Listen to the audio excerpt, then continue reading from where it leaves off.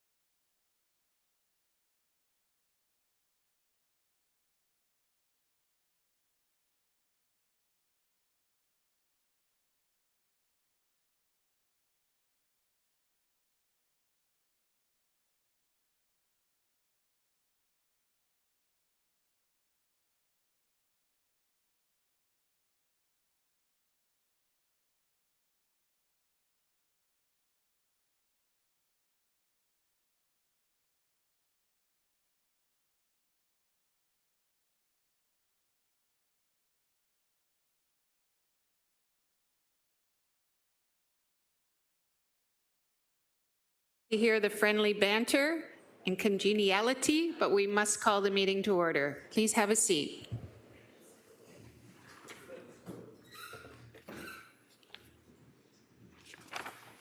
Thank you.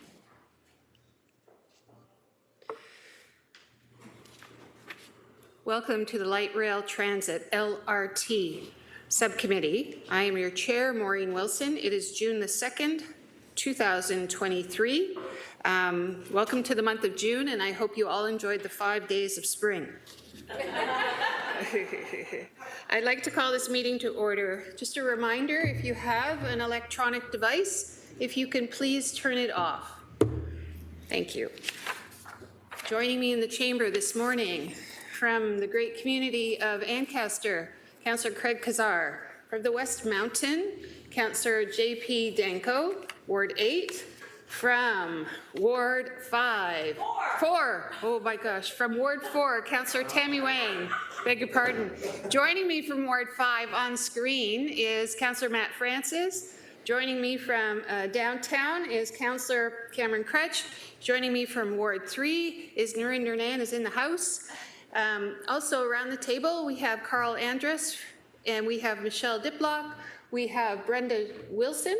Oh, I got that right. We have Greg Danette from the Hamilton Chamber. Also joining me, and I apologize, Sean Ferris, I recognize you from Habitat.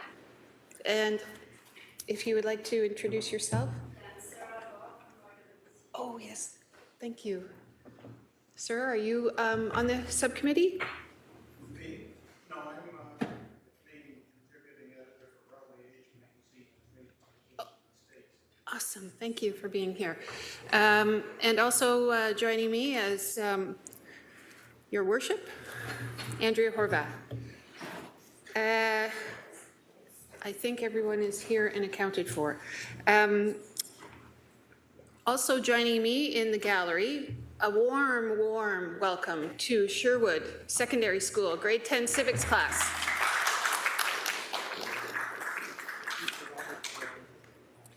I think it's really inspiring and hopeful that you are here today because this is why we are building this line. You will be future riders of this exciting historic investment, and you're going to love it. And I'm going to give a particular shout out to Sophie Proba. In the grade 10 civics class, you should be very proud of your auntie because she's really proud of you. So thank you for being here. Okay. So, without further ado, Elsie McIntosh, any changes to the agenda? Yes, Chair Wilson, there are several changes to the agenda. Added were the delegation requests from Emily Power respecting the justice for tenants displaced by Metrolinx building demolitions and the need for affordable housing for today's meeting, and the addition of a delegation request from Sarah Mayo respecting keeping LRT on track to bring benefits to low-income residents, poor growth framework and indicators. Item 7, delegations 7.1 and 7.2 were actually moved to items 8.2 and 8.3. That's the presentation now from Mohammed Al-Shalafle and Carl Andrus, Hamilton Community Benefits Network, respecting HCBN's community engagement findings on resident aspirations and wants for community benefits related to the project. And the presentation from Sam Nabby, Hamilton Community Benefits Network, respecting recommendations for the preservation and creation of affordable housing in Hamilton's B-Line LRT corridor. Also, the presentation was uploaded to the agenda. The presentation, 8.4, the update from Metrolinx. This agenda item is to be moved up on the agenda to be considered following item 4.1, approval of the minutes of the previous meeting. Also, the presentation will be uploaded to the agenda. And those are all the changes. Makes sense. Thank you. It's moved by Councillor Wang, seconded by Councillor Nan, that we approve the agenda as amended. Any discussion on it in advance? Seeing none. Thumbs up from Councillor Nan. Thumbs up from myself.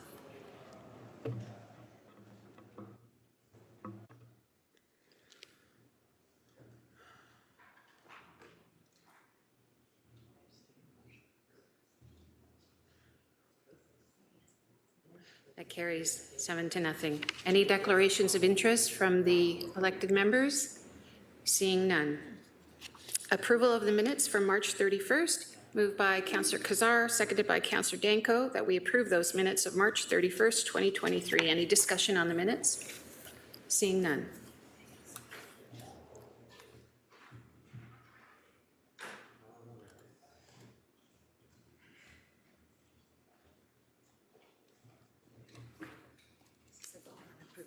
Yes, ma'am.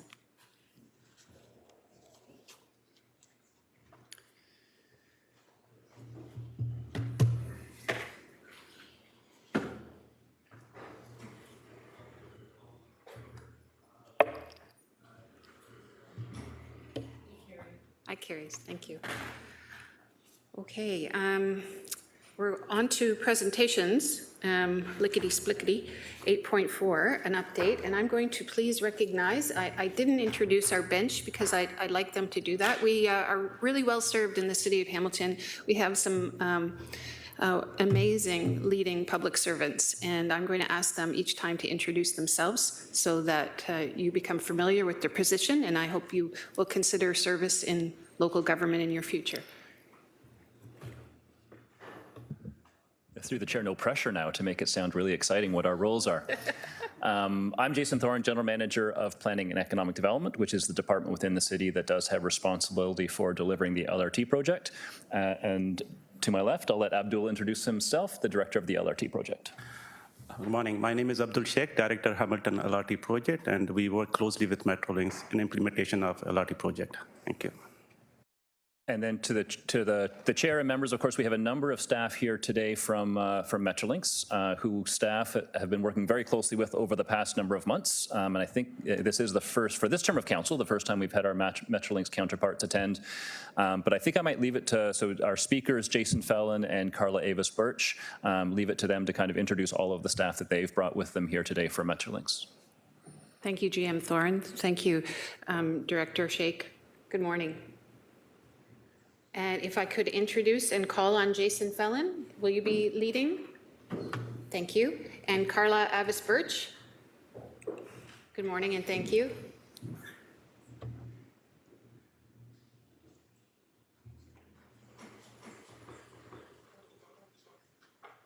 No presentations first.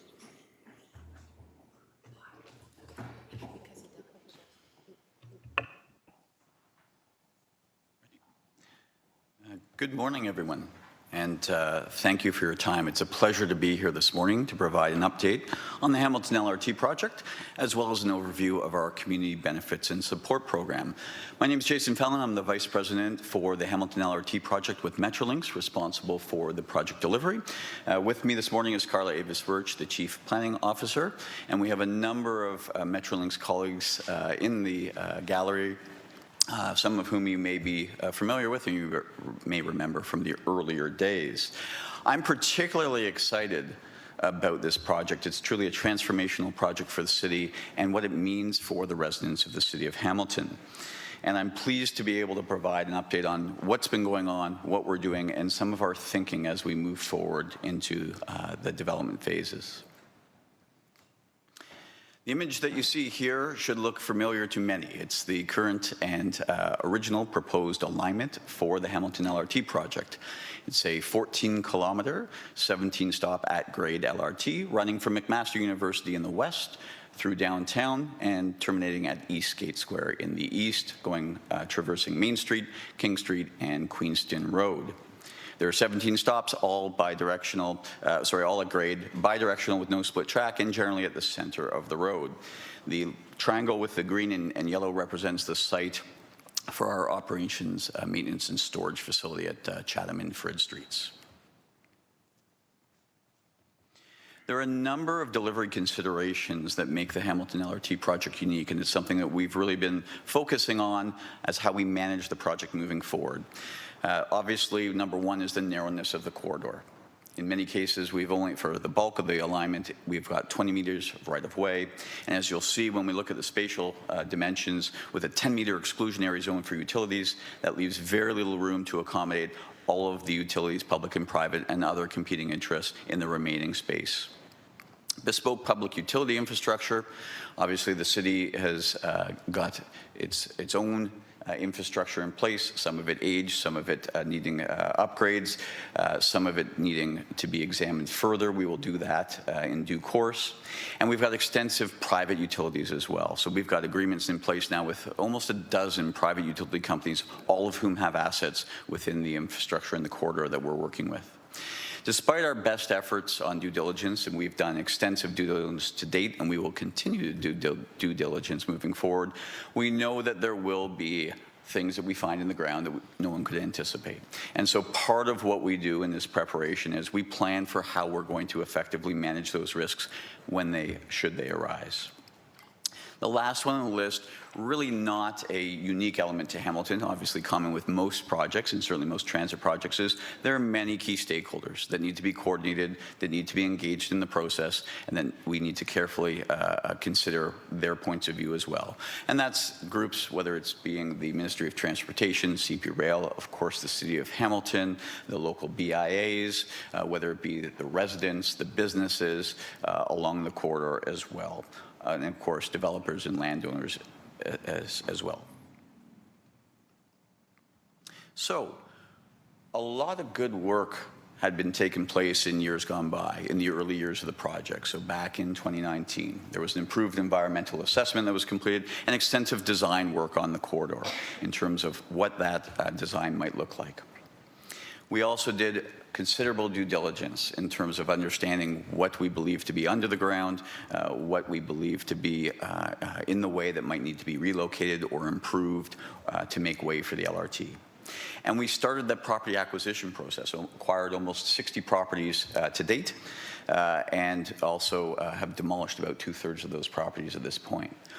All of those acquisitions and all of this work sets a strong foundation for what's coming in the future. So it really gives us, I would argue, a head start, because we need all of those properties, for example, in our current construct, and we need all of that due diligence work.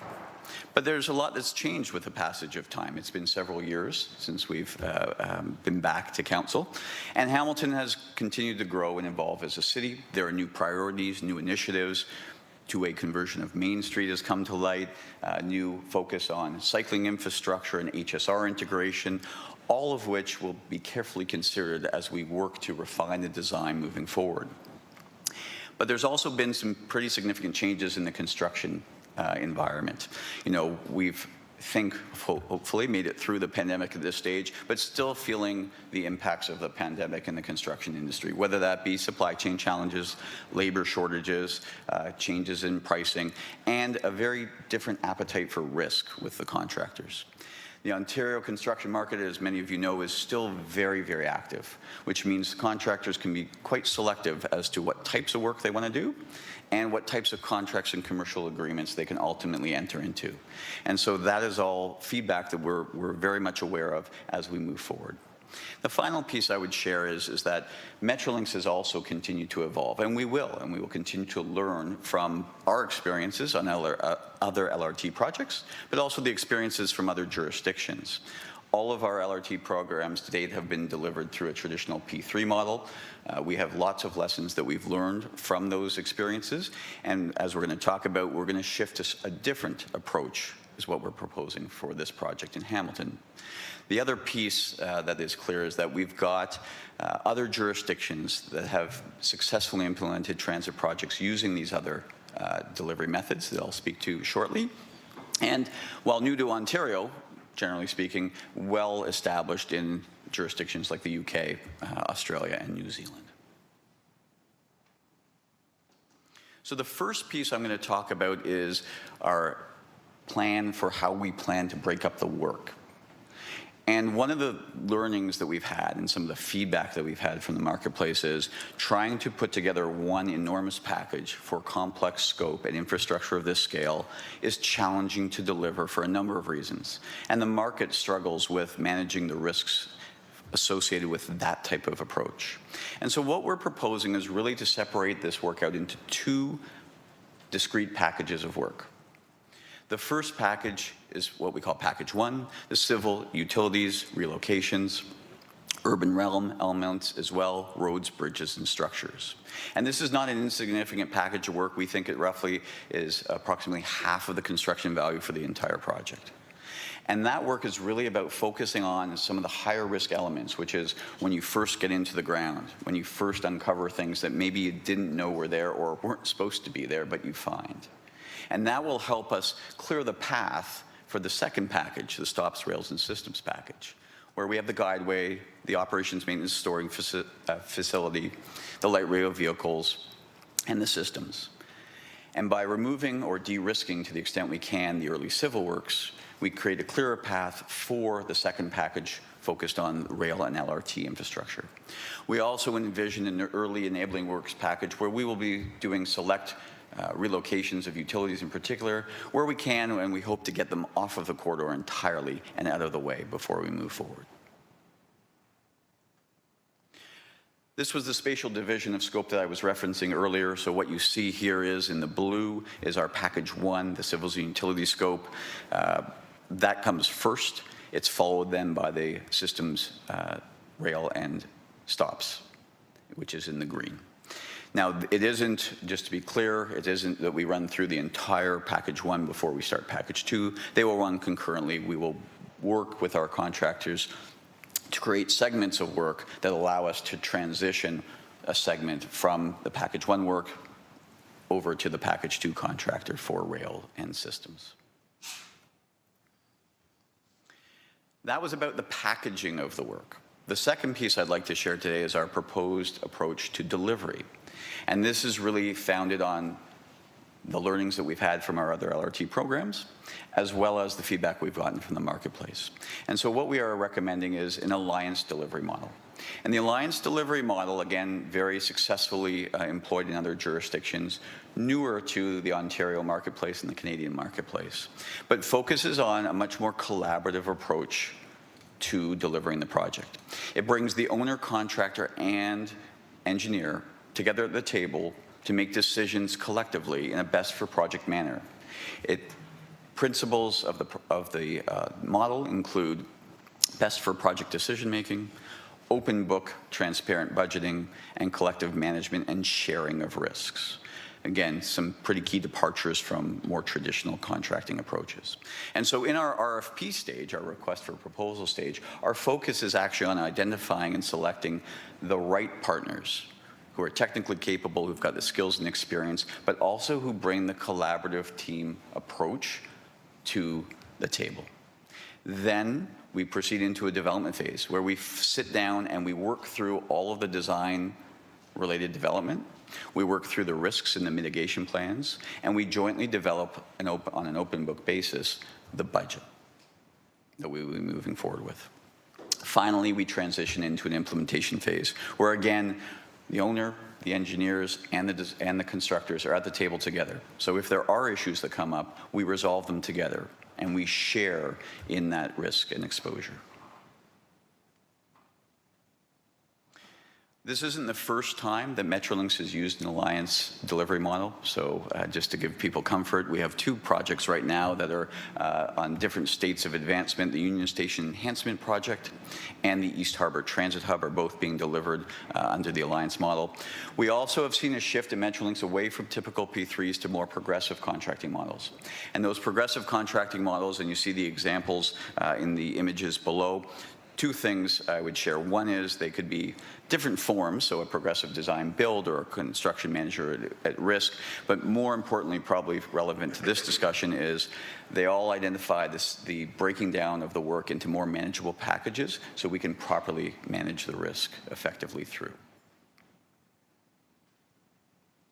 So that was about our approach to both packaging the work and our delivery model that we are recommending. Now I'm going to shift and just share a little bit about what we've been doing and what's ongoing and what you can expect. So there's been a lot of ongoing due diligence work underway, subsurface and investigation work, species at risk and heritage studies, tree inventory and replacement strategy, engagement with First Nations on both properties that we are acquiring and on the alignment itself. I mentioned that the property acquisition work had started back in, well, 2017, 2016. We are reinitiating all of the remaining property acquisition work now. All of the affected homeowners or property owners have received notices that we will be reaching out to them. There are about 35 full property buyouts remaining and about 300 partial takes that we are remaining to do, to complete. We also have completed 43 demolitions to date. We will have a few more scheduled for the coming months, and then as the properties become acquired, we will clear the way for LRT infrastructure to follow. In addition to the due diligence, in addition to the property acquisition, in addition to the demolition works, we're spending considerable time with the city staff on what we're calling design refinements. So as I mentioned earlier, a lot has changed in the number of years that have gone by, both priorities and initiatives from the city side, but also Metrolinx has different approaches and different practices now from 2019. And we're working together to understand how we best incorporate those elements into the refinements for this project moving forward. I'll list a couple of the elements here, specifically cycling infrastructure, HSR integration, Vision Zero, complete streets, and of course interface with the conversion of Main Street to two-way. We're also working away on a number of protocols and agreements, perhaps less exciting but still important: governance, communications, real estate protocols, preparatory activity agreements, and the like. So the workshops I mentioned were focused on design refinement. We're also focused as well on how operations and maintenance might look once the LRT is up and running. So there are discussions ongoing between the city and Metrolinx around what that looks like, what it means, and how best to proceed. We're also using the opportunity to make sure that we are collaborating as closely as we can with the city staff. We've jointly gone to, for example, the Waterloo Ion site and learned from them what implementation lessons they can share from their experience with their LRT implementation. We've also jointly walked the corridor together, because looking at drawings and looking at paper is one way to do it, but we often find it's better to walk together, point, look, feel, and understand the community, understand the environment, understand the concerns, so we can best manage and move forward. And we continue to establish a presence within the city of Hamilton. So on the left side of the screen, the historic Royal Connaught Building, we will be opening up a community office in the coming months. And that's right on the corridor on King Street, and right in between two significant BIAs, the International Village BIA and the Downtown Hamilton BIA. In addition, we just recently moved into new co-located project office space just up the street here at 100 King, the old Stelco Tower. And we're co-locating with City of Hamilton LRT staff, with Metrolinx, and with our own team and our technical advisor. And that's really about strengthening and building the bond between the entities and the organizations, so we can communicate transparently, frequently, and make sure that we're aligned moving forward. Community and stakeholder engagement is critical to the success of any project, and this project is no exception. And to that end, we've created a dedicated community engagement team. And they've been very active in the community, conducting walking tours with the International Village and Downtown BIAs, collaborating with the Chamber of Commerce, discussions with the Hamilton Community Benefits Network. They attended over 30 events and festivals last year in the community, briefings with major stakeholders as well, in terms of whether it be school boards or McMaster University or other groups that may be impacted or affected by the LRT. And they're really doing some fantastic work. And we have a Community Connectors program, and some of you may be familiar with the Community Connectors program. And that team, has, between November of last year and January of this year, knocked on every door of every business and every residence along the alignment to have a conversation. And it's the perfect opportunity for us to engage, answer questions, share what might be coming, and really get a sense of how people are feeling about the LRT. In addition to the doors knocked on the corridor, the group is also knocking on doors outside of the corridor in adjacent areas as well. So with that, I will stop on the project update side and pass it over to Carla Avis-Birch to talk about community benefits.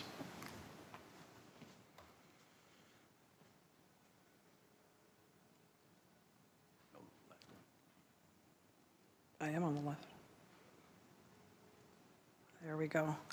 Thank you, and thank you for having me here today, and thank you, Jason, for an update. So on the project delivery side, why are we doing this? Why are we delivering this transit? And I would be remiss to not mention that it's amazing to kind of see the students in the audience right here. My son is graduating from MAC next week on vacation on June 13th. I'll be back in the city, and I've heard personally around how this LRT is going to change lives, not only for today, but for a generation to come. And so in the amazing construction work and activities that Jason spoke about, we recognize that the impact of delivering this transit, the road to get there, does impact communities.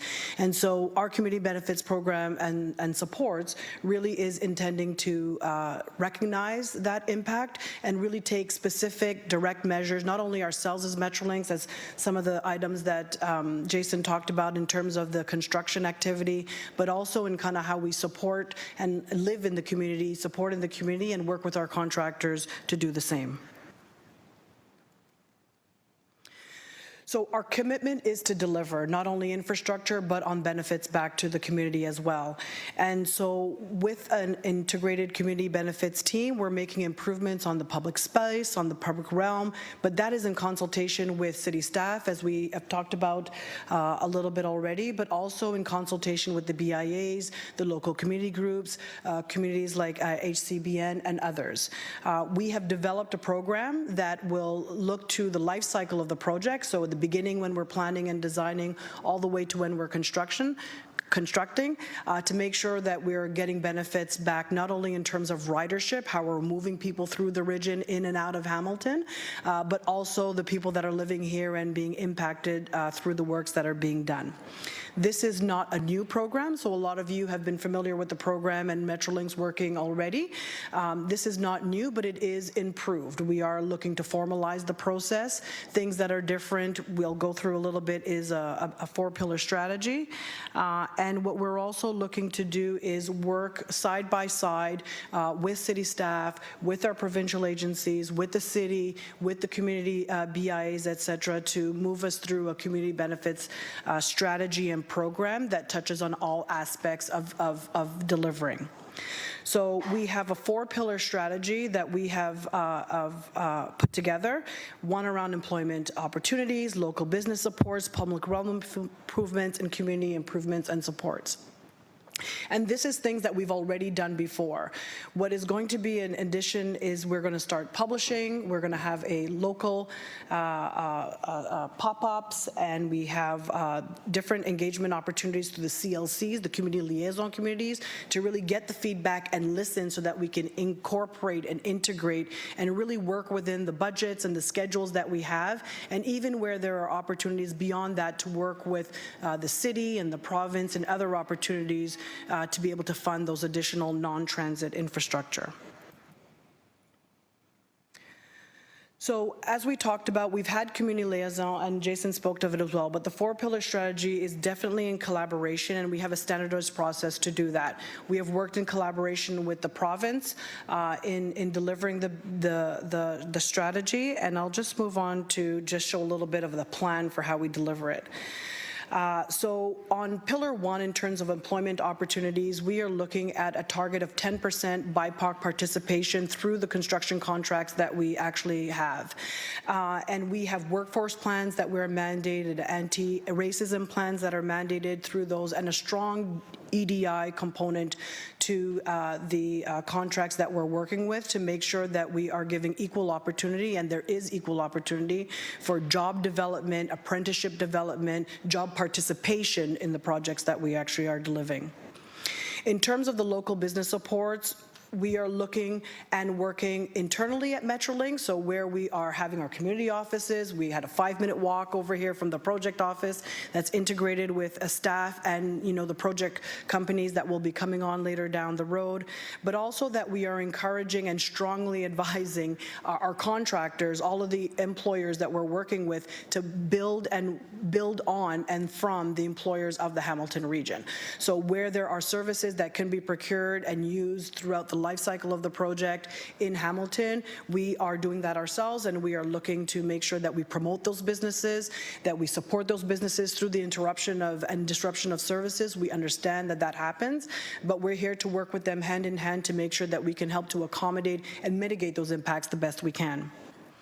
Then we have what we call Pillar 3, which is the public realm improvement, and this is with the refinement of the engineering. So when we start in the planning stage in the business case and the environmental assessment, there are lines on the page together with due diligence activities, and as we even mentioned through Jason's update, there is more things that we understand. So when you know better, you do better, and you really make those improvements and those refinements with more information, more detailed information, to make sure that we're delivering on the ultimate benefits of the program, but also incorporating additional connections to sidewalks, bike lanes, public realm spaces, where we are incorporating that directly into the work that we're designing. We want to do that through Pillar 3 to really make sure that we're restoring things better than when we left them. So where there's streetscapes and parks, et cetera, that we can make improvements on through the budget and the design refinement project process, we are doing that in Pillar 3.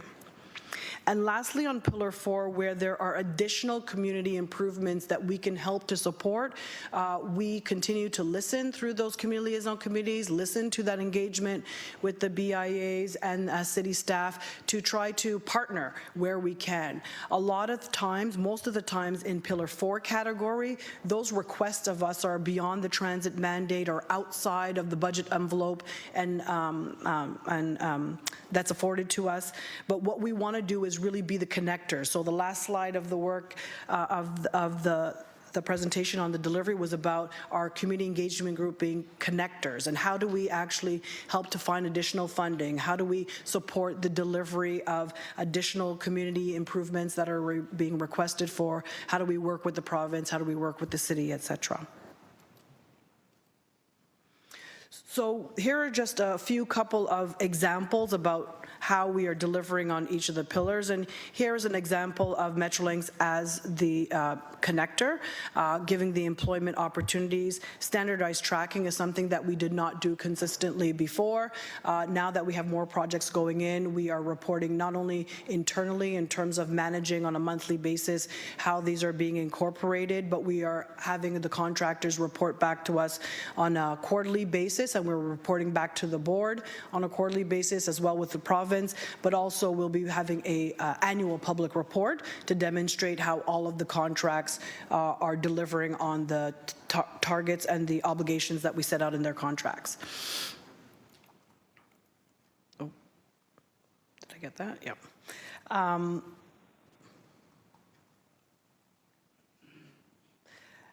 Pillar number 2. Local business support. So these are a few examples of the amazing work that our dedicated community engagement team that has been doing and will continue to do. So we are here. We are not going anywhere. We have been, and we will continue to be rooted in the community and really listening and creating all the different opportunities available to us. These are just a sample of some of those activities that have happened. Pillar 3 here is where we are on the ground and where we're walking the site, looking at different locations for the traction power substation and kind of examples in other projects that we have done. Other, not only LRT projects, but subway projects, the GO expansion projects. The community benefits program overall is something that we consistently apply through our entire program of capital delivery. So here are a few examples. On the Ontario line is part of that subway project that I mentioned, as well as PAPE and Salmon traction power station. So these are improvements that we are really looking to work with, but we could only do that in partnership with what we're hearing back from the city and from the community, and really try to incorporate what works and all of the impacts that we're making through construction. The last pillar on Pillar 4 is those additional community improvement supports, where it goes above and beyond, the transit abilities, but where we partner with the city and municipality to try to advance works in areas where we may not have had the opportunity to do it before. We want to optimize the construction schedule so that we're minimizing those impacts. And then we would work in partnership, like I had mentioned before, with funding partners to make those a reality. that rounds up for us where we are in terms of the project update overall and what we're doing with community benefits. And with that, I'll hand it over to you, Madam Chair, for any questions. Thank you very much for that overview. Greatly appreciate that. We're going to move to questions from members of the committee. There are 3 speakers lined up. I will recognize Councillor John Paul Danko first. Thank you. Thank you, Chair Wilson. A little bit of a preamble and just one very short question.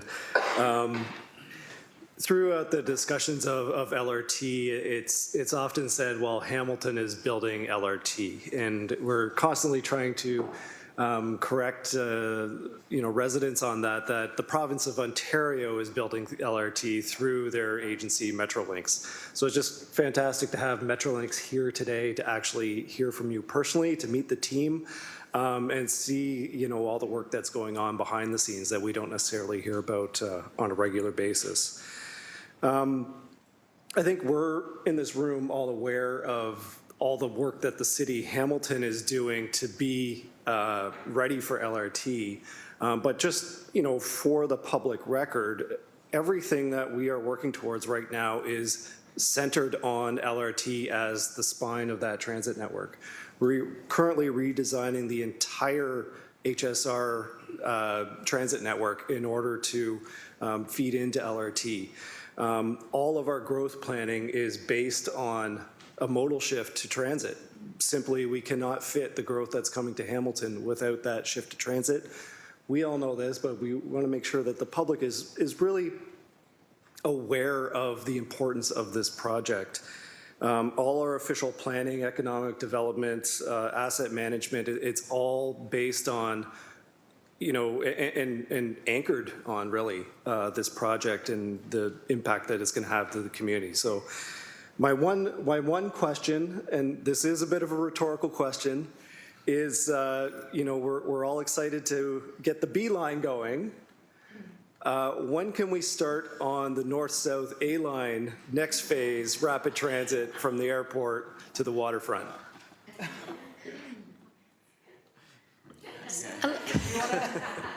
A little rhetorical. As soon as possible would be little great. rhetorical, but we live in hope. I mean, I'll start and maybe you want to I think, on behalf of the province and as the agency, we are aligned in wanting to kind of bring more transit, more options, and really change the modal split. And so I think that we are continuously working on business cases to kind of give the best transit advice to government to be able to kind of share the funding dollars around where we need to and in the right time to be able to kind of accommodate how population is growing. And I think as soon as possible is what we would say about all the projects that we have in the regional transportation plan, and we're about to update that soon. But I think there's no definite plans right now. We are trying to really make sure that we concentrate on the projects that we need to get in the ground and get moving. But we are always aligned and prioritizing and working with the province on how they choose to spend those funding dollars to advance transit. And we're doing amazing right now as it is. So I think we're once in a generation transit building across the region, which we're really, really proud of. But we're not forgetting it. We're not stopping there. There's more to come. That's good. Thank you. Thank you so much. And there is so much exciting work going on across the province. It is, as you said, a generational shift in building transit. Thank you so much, Chair. Thank you, Councillor Danko. I really appreciated your overview that the city has been preparing for, we are prepared for, we're moving forward with, and we welcome the partnership and leadership from Metrolinx. Councillor Wayne. Thank you, Chair. Through you, Chair, I just wanted to ask, I suppose, a fundamental question, because these are one of the questions that I seem to hear right away is, I understand that we haven't got the contractors, we have started a little bit on our end with some of the exploratory work, but residents keep asking me, are you starting to build it from one end to the other, or is it planning to have sections at a time? So I think that's just one of those fundamental questions that I have a hard time answering, because we also don't have any of that experience nor information. So I guess in the scope of the fact that we don't have everything, but what in the past have you done to start these large level construction, and is it one end to the other, or is it just piecemeal in the middle, or that sort of thing? Thank you for the question. Excellent question. And it really is project by project specific. So, we haven't finalized our plans around how we will approach the delivery. Early indications suggest that the West End is where we would start, and then we would move east. But there are elements within the alignment that may warrant being pulled forward earlier. And so as we advance the design and as we bring on our contracting partners, we will look at both the plan for segmentation, the schedule, the activities, and obviously be able to better share what that looks like and when at that point. Thank you. So through you, Chair, just like a fair sort of summary is to say, we don't know yet. However, it looks like we may start from the West End, but everything is subject to change. So as long as that level of wording is okay then? Yes. Okay. My next couple of questions are about business supports. As we've seen other municipalities, LRT is a massive construction project. And so what have you seen in other municipalities where you've actually helped and supported the small businesses that have been disrupted by construction? And what are some of those potential best practices that we can start to think about right now before we even put shovels in the ground? That's a good question. Thank you. I would say it starts from the strategic to the tactical. So on a strategic lens, it's about communication. So getting involved in understanding where their importance are, what their hours of operation are doing, really understanding how their business functions, communicating with them the progress of the project, getting them involved in some of the design elements, and not so much the end state design, but the constructability design. So how are we bringing in trucks? Where are the hoarding going to be? The details and all of that, and them being part of the planning is how we have seen success and really continue to help incentivize that ongoing partnership and awareness in planning the work. Then also we have, supports in terms of where we can help bring more economic, financial sustainability, understand what kind of business loss may be happening, and how do we redirect, whether it's within that location or another location, to kind of help them support through the process of construction. And then lastly, you have these tactical pieces on the ground. So where we have dust, and then we're kind of cleaning down on the windows, where we're redirecting the access, making sure we have safe construction access into and out to the businesses that are impacted, where we relocate those access points if we need to, and really kind of having ongoing communications, a number in which a website that we can go to that they can telephone where they're having issues and where we can kind of help or redirect them to our community office. So there's a few levels that our community engagement team and our specialists in this area have worked, and will continue to work and kind of also get feedback because it's not always a one-size-fits-all. Okay, thank you for that. Chair, I'm mindful that the small businesses along the corridor are going to be highly impacted, and I think that we need to start that messaging sooner rather than later, and perhaps even if it's a straw plan, stickman sort of idea, just so that they get a sense for the types of supports that they can expect. My last question is around employment opportunities. I do see that you are going to be promoting lots of different opportunities within the contracting workload, but have we given any thought to social procurement or different employment opportunities that way, especially to some of our local nonprofit organizations that deal with workforce and development, and perhaps youth, if there's any type of opportunities that way? Through you, Chair. So there is an apprenticeship program or apprenticeship plan that is embedded in the contractor requirements that we have going forward. And in terms of social procurements, this is part of our connector. So there are provincial programs that are available, and we continue to highlight those and bring them forward to the contractors for them to be able to take part in and participate in. And that is also part of that reporting mechanism that I talked about, and so that we can get some visibility as to what's working, what's not working, continue to kind of make those connections, particularly with the BIAs. They are on the ground. They know where those opportunity for employment are, and where in a lot of instances they may be either underserved or not seen or not really getting the shot at it. And so this is kind of where we have that communications to be able to really help connect those types of opportunities. Thank you for those answers. Those are all my questions. excuse me, recognize Councillor Kretsch, followed by Member Andrus, and then Member Petricelli. Thank you. Thanks. Thanks for your presentation and through the chair. Yeah, I had some questions about the businesses, and I was at a presentation, I don't know, it feels like 100 years ago now, across the road-ish, where there's a person who came in, a consultant from the US, who talked about some of the light rail projects there and about how the programming that they had for businesses really impacted the success. So if the programming was really straightforward, if the access was great, like you're talking about phone numbers, websites, and if it was really programmed with those people in mind, then it worked really well, and when it wasn't, it wasn't. And so I'm not sure to the extent you're going to be able to rely on those kinds of experts. And that's kind of one of my questions to you, was that there has been a lag, or there's been a gap of time. Things were going like this, and then they fell off, and now we're kind of going again. How can you reconnect to some of those, or are you planning to reconnect to some of those resources that we had up to a certain point and then don't anymore?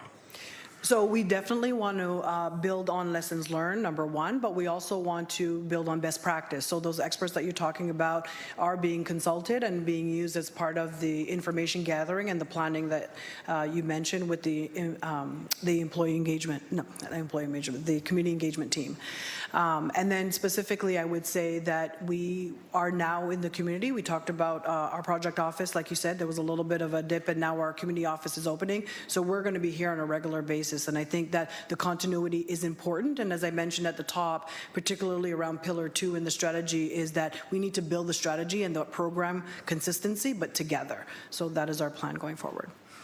Thanks. As the Ward 2 and downtown councillor, I think that the impacts here will be felt in this very narrow band that exists in this smaller ward, and the details will really matter. And so I appreciate that the office will be here and between these two BIAs close to the Ward 3 border, because I think that's a big section of impact, and it's where a lot of people have questions. It's also where we find Hamiltonians from across the city doing things, right? They're here, they're coming to the center of the city, and they have questions.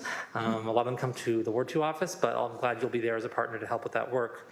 To the point of the details mattering, I think they do considerably. I look at recent projects at Pier 8 and other large-scale projects, and you can see that attention to detail really has an impact on the success and how people feel about the quality of the project, they feel about the value they're getting for the project from the project provider. So to that, I want to ask you about two things. One about the RFQ and RFP process and getting ahead of that process and what it means to the details. So, I do worry about things like, I think you spoke to the construction team in general and wanting to be able to do little things on the side here and there as we go along and working with the construction team. But every time you add a little thing to the construction team, and of course it's going to have an impact on the time of the project, the scope and expense of the project.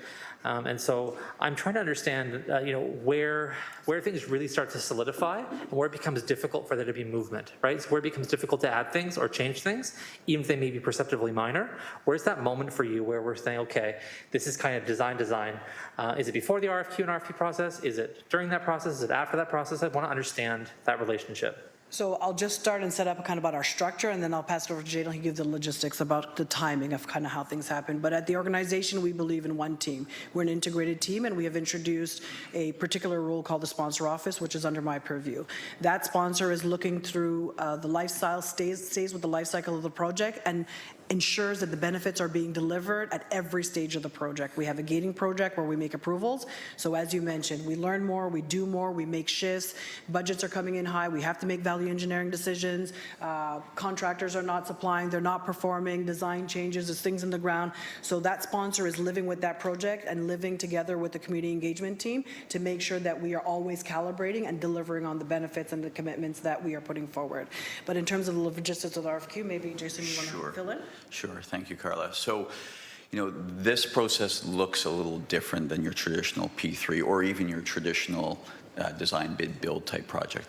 And why that matters to respond to your question is, unlike a traditional process where once your procurement documents are out, you're locked down, we aren't in that same spot with an alliance delivery model.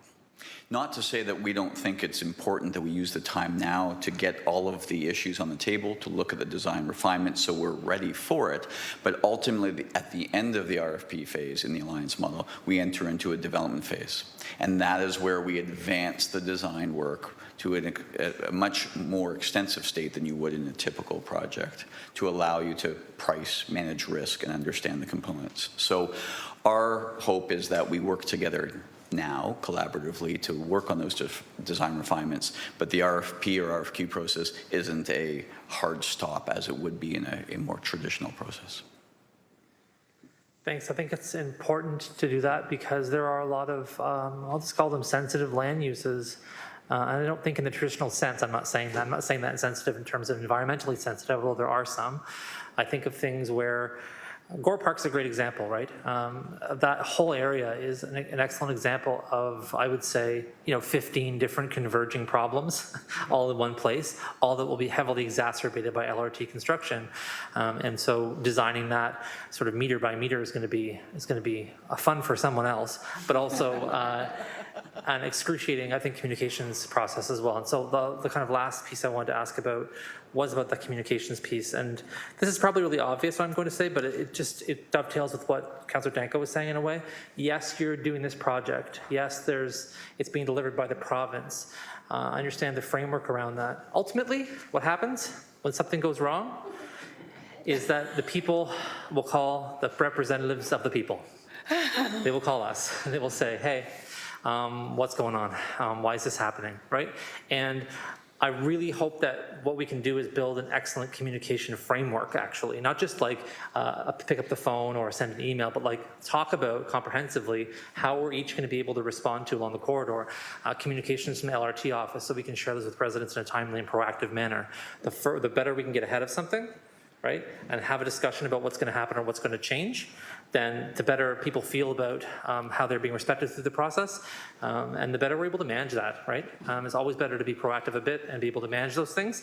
And so I want to find a way, hopefully, where we can all work together on messaging, communication in a way that is clear, accessible, and proactive. So I just want to leave that with you. I'm sure you're thinking about that all the time. I've already met with some folks. We've already had some meetings, and I get that, and that's going to keep going. But I'm just really wanting to foreground that because I think it's a hugely important piece of the puzzle. Thanks. Very well communicated. Thank you. Member Andrus. Hi, Carl Andrus from the Hamilton Community Benefits Network. I have some questions. I'll start with land acquisition. So you had mentioned there's still approximately 60 properties that have been procured so far along the corridor. Last project spec, it was between 91 and 92 full properties that were required for acquisition. And the reason I'm asking about residential properties specifically is there's been reports from community organizations and in the media around tenant displacement in Metrolinx owned buildings, and that there's been an inconsistent delivery in tenant supports to tenants who've been removed from buildings that you had to acquire for your projects. So how many of the properties left are residentials, and how many tenants are you actually still expecting to displace as part of the property procurement? Thank you for the question. It's an excellent question. So we are still finalizing all of the property requirements, so the full buyouts, and the numbers are give or take where they are. The number of tenants, obviously, it depends on the ownership. But what I will tell you is that Metrolinx has a specific program to support tenant relocation. And we look at it very much on an individual basis, individual or family or whatever the particular circumstances are with that occupant. And those, each one may have different needs and different supports. And sometimes it's financial support, sometimes it's moving support, sometimes it's finding a new accommodation. And our team works very closely to support them in that process to make sure that we do the best we can to understand that it is impactful and it is a difficult circumstance, but it is also necessary to facilitate the LRT coming to the city. Without asking you to mention personal details, obviously, because that would be inappropriate, can you talk a little bit, especially given that all of these are what we consider in Hamilton some grandfathered rents? So these are people that are paying substantially below market rents in these properties, have been long-term residents in these places, and we're looking at areas where their rent may be double or triple. Are you paying these a year of market rate in terms of support, 2 years in terms of support, just moving expenses and the provincial requirement of 3 months. Can you dive into a little bit of what those supports look like without personal details, of course, of each individual family involved? But what are we talking about in terms of how long a tenant's going to be looking at and being moved into, obviously, a market rent that we substantially increased? So I obviously can't get into personal details or specifics. I would say that each case is unique. So we will look at it and understand the circumstances and do our best to support. So in terms of whether it is bridge financing, whether it is first and last month rent, whether it is finding accommodation that is suitable for them. But each case really is unique. So it's hard to kind of make a generalization as to how that applies in those circumstances. And I appreciate that. I would suggest on behalf of the Hamilton Community Benefits Network that you look at between 1 and 2 years of minimum at market rent for the replacement of the units that they were in as the barest minimum. Moving on to how soon after the project, I guess, has gone through the RFQ and RFP process, will you have an understanding of what land is surplus? And the reason I ask this is there's substantial community interest both in the City of Hamilton, in the Hamilton is Home Coalition, as well as in funders like the Hamilton Community Foundation. I know you guys have had some conversations with around acquiring land before it goes to market. And Metrolinx doesn't have a history traditionally of using their surplus land for affordable housing. It's usually sold on the open bid market. So I'm curious, as part of your new pillar strategies, is there some implementation around, especially I guess that would fall under pillar 4, of looking at ways to at least perhaps not donate that land, but to make sure that that land ends up for net social good? And how soon, and I phrase it this way, would you be able to provide that information to the city and not-for-profit housing providers so that they can go to CMHC, they can apply the funding packages, and they can put together the ability to purchase that land to replace the affordable housing that is being lost on the corridor? Thank you for the question. Thank you for making that connection to Pillar 4. Well done. I think that right now, we are not in a position to know how much, but we do know when. So to answer your primary question around when that is towards the end of the construction. Towards the end of the construction period is when we will know more definitively what the surplus land is, where it is, and what opportunities they would afford. And then I would also add on to that, to your point as well, that's when we would continue to still work with the city and the province in being able to kind of help use that surplus land if viable for other opportunities, and affordable housing could be a very good file in which those available properties could be used for. So towards the end of the project and working in partnership with the province and the city and others for that potential.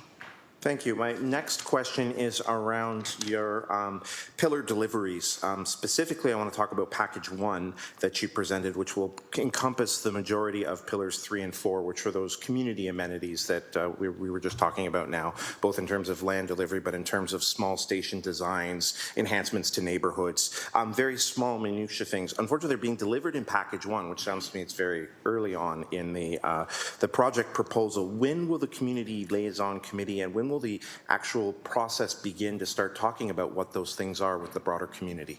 So they've already started, and they will continue on through community liaison community groups, and the community office and our website also will post when those are actually happening.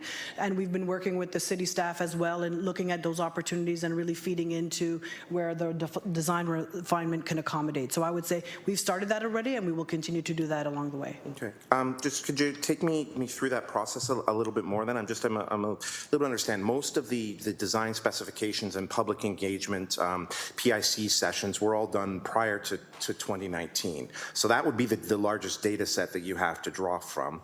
It's just 4 years old in terms of actual engagement, not setting up an office, not having a table at a festival, but in terms of hosting sessions where you put up design charts, where you put up design panels, and where you actually solicit feed from the broader public. We've been engaging in community engagement since 2019 with residents of the city, and consistently the biggest theme we hear is that there has been no opportunity to present this information to you. So I'm a little bit confused. You can answer me around the disconnect around you're saying that these things are happening, but we're hearing ostensibly and largely from the public that it's not, and these opportunities don't exist. So if you could maybe clarify, for example, we're the Hamilton Community Benefits Network, and I haven't sat on a community liaison committee yet.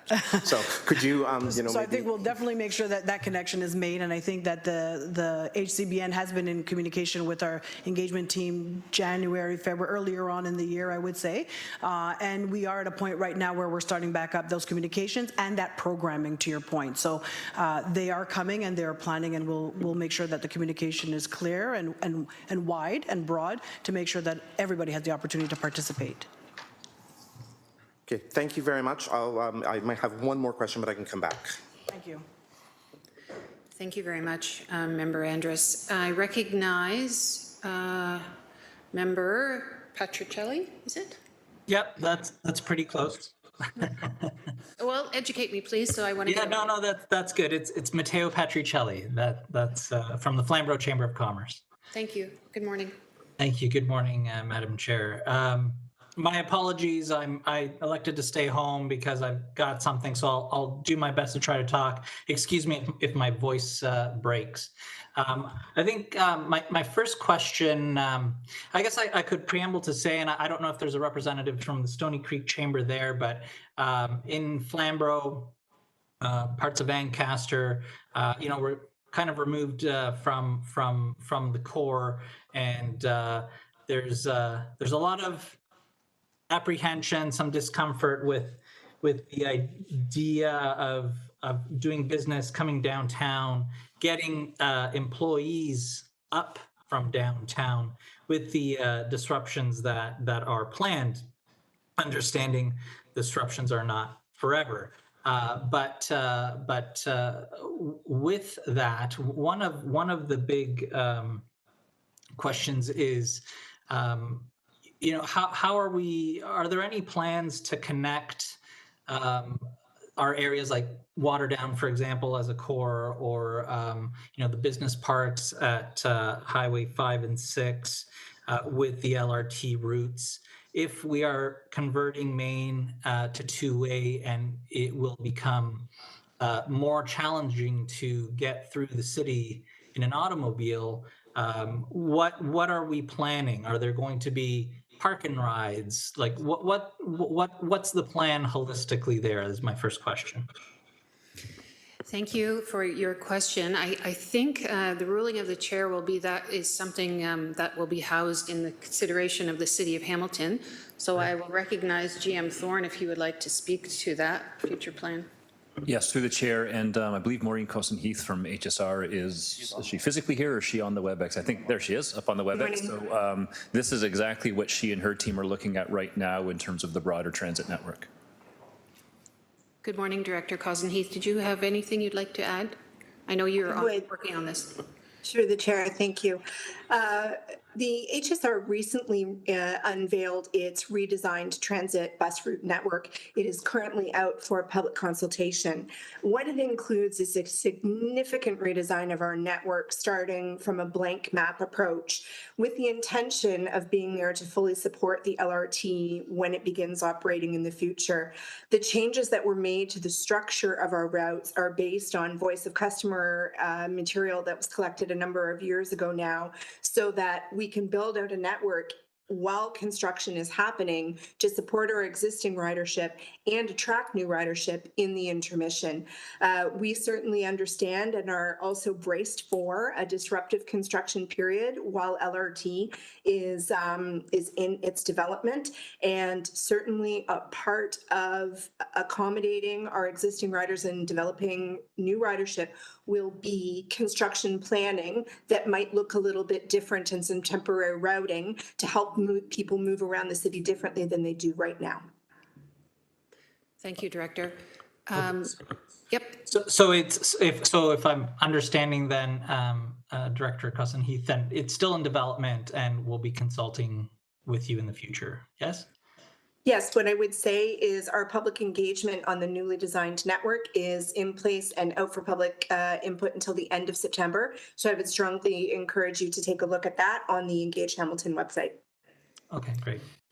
Thank you. And I know Ward 1 will be hosting a meeting to that effect. So thank you. Please continue.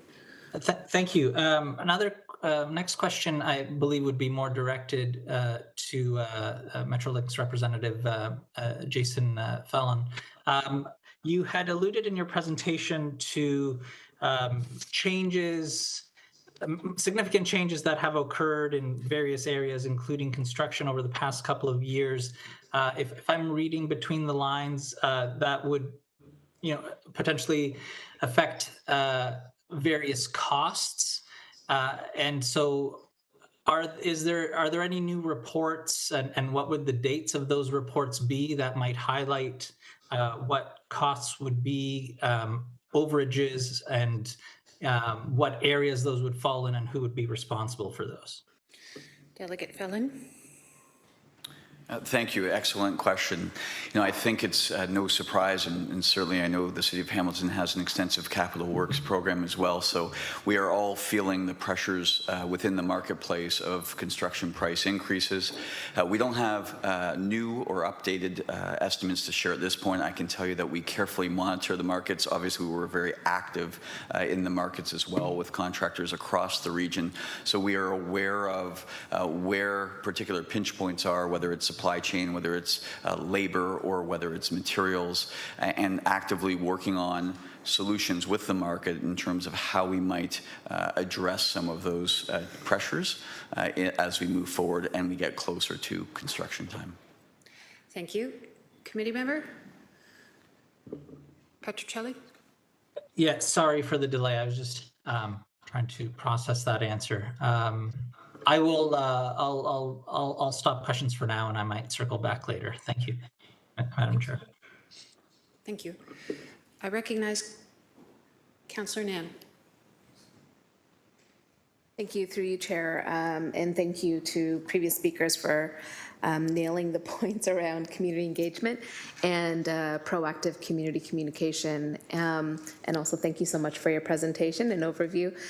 We've been waiting for the details.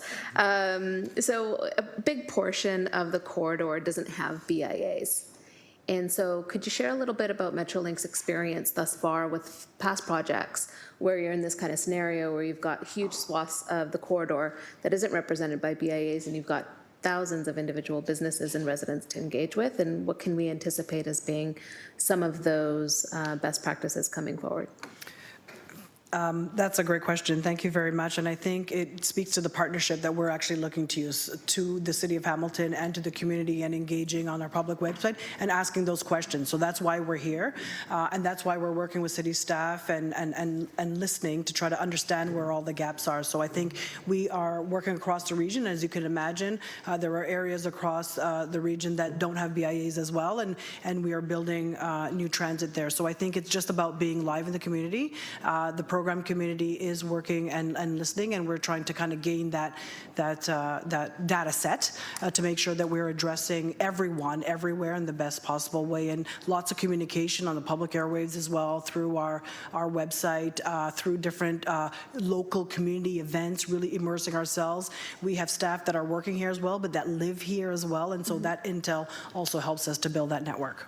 Thank you. And I think that Karen Kretsch mentioned it, Councillor Kretsch, sorry, in terms of that proactive communications protocol, how best we can remain seamless between our various offices so that we're able to feed back information, but most importantly, make sure that our residents and businesses have the information that they need as quickly and proactively as they can, so that they can adjust their quality of life, but also prepare for the changes and the various phases of changes and construction that's to come. I think the biggest message that I keep hearing consistently from residents in Ward 3 is we know disruption's going to come. We just want to be able to best manage our lives and have the support of the city, Metrolinx, and every player at the table to make sure that we're making sure our neighborhoods are still safe, good places with a high standard of quality of life. Thank you. Thank you, Councillor Nan. I recognize Member Dunnett. Thank you, and through the chair. And I think just to align with Councillor Nan, what we hear over and over again from the business community is a ask of communication and information, and that will help guide them. because for any business owner, they are looking to strategic plan to mitigate risks. So I know as we come out of this meeting today, one of the first questions will be asked is, and Jason, you spoke to both a new delivery model transitioning from a traditional or P3 model to an alliance model, and as well the execution of a two-tier approach. Can you elaborate on whether individually or concurrently how those would impact businesses? Is this going to create longer timelines in terms of the build or shorten them up? Because again, they're going to be looking at the long-term impacts of this project and how long they're going to be impacted by it. Yeah, thank you for the question, and it's an excellent question for sure. So, we have, as I mentioned, we haven't yet gotten to the point of finalizing the schedules and the phasing of the work.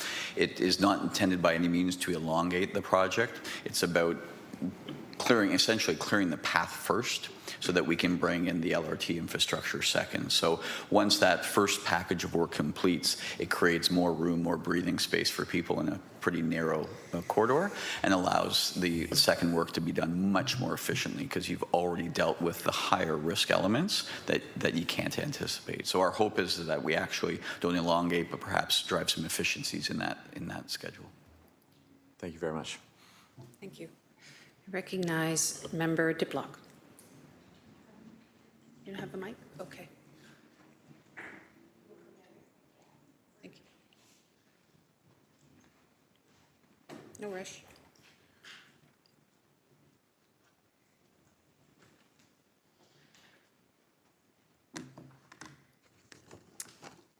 Thank you for your assistance.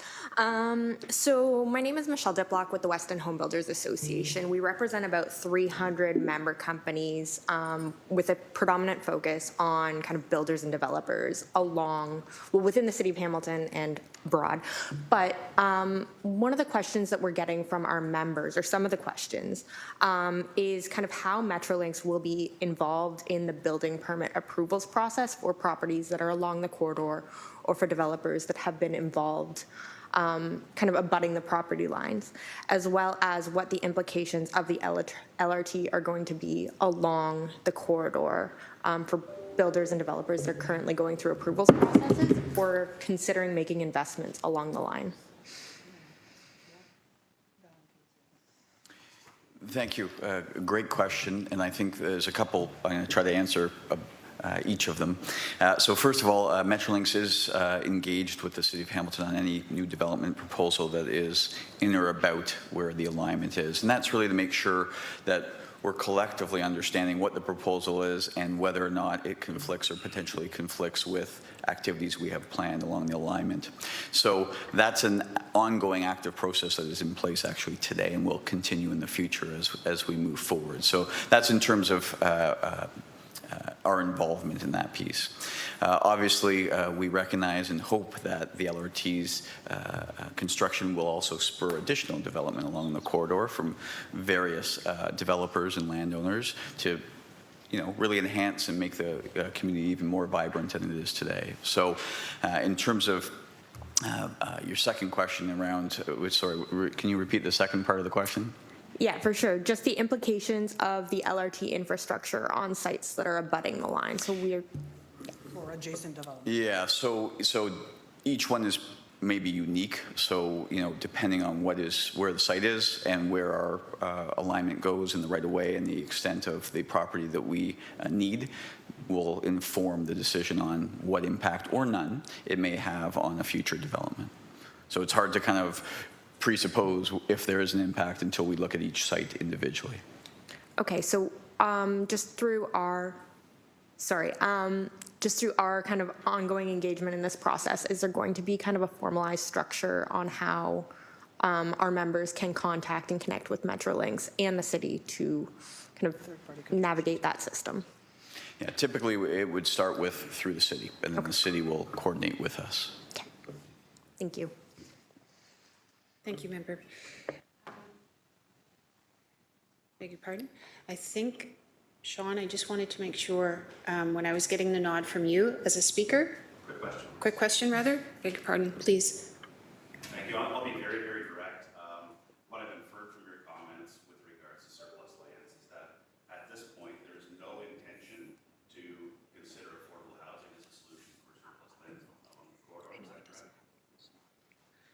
Just so, if you don't mind, Delegate, the mic does not extend to that portion, so if I could repeat the question, because this is being played on other platforms.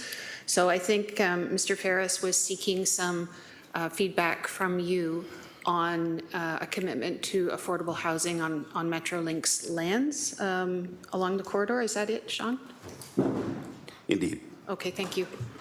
So we continue to work closely with the province and with the city in terms of how we can help support, develop on affordable housing as an option, and the surplus land that I referred to being available. We don't know how much right now, but when and if available towards the end of the project, we will work in partnership and help support where we can.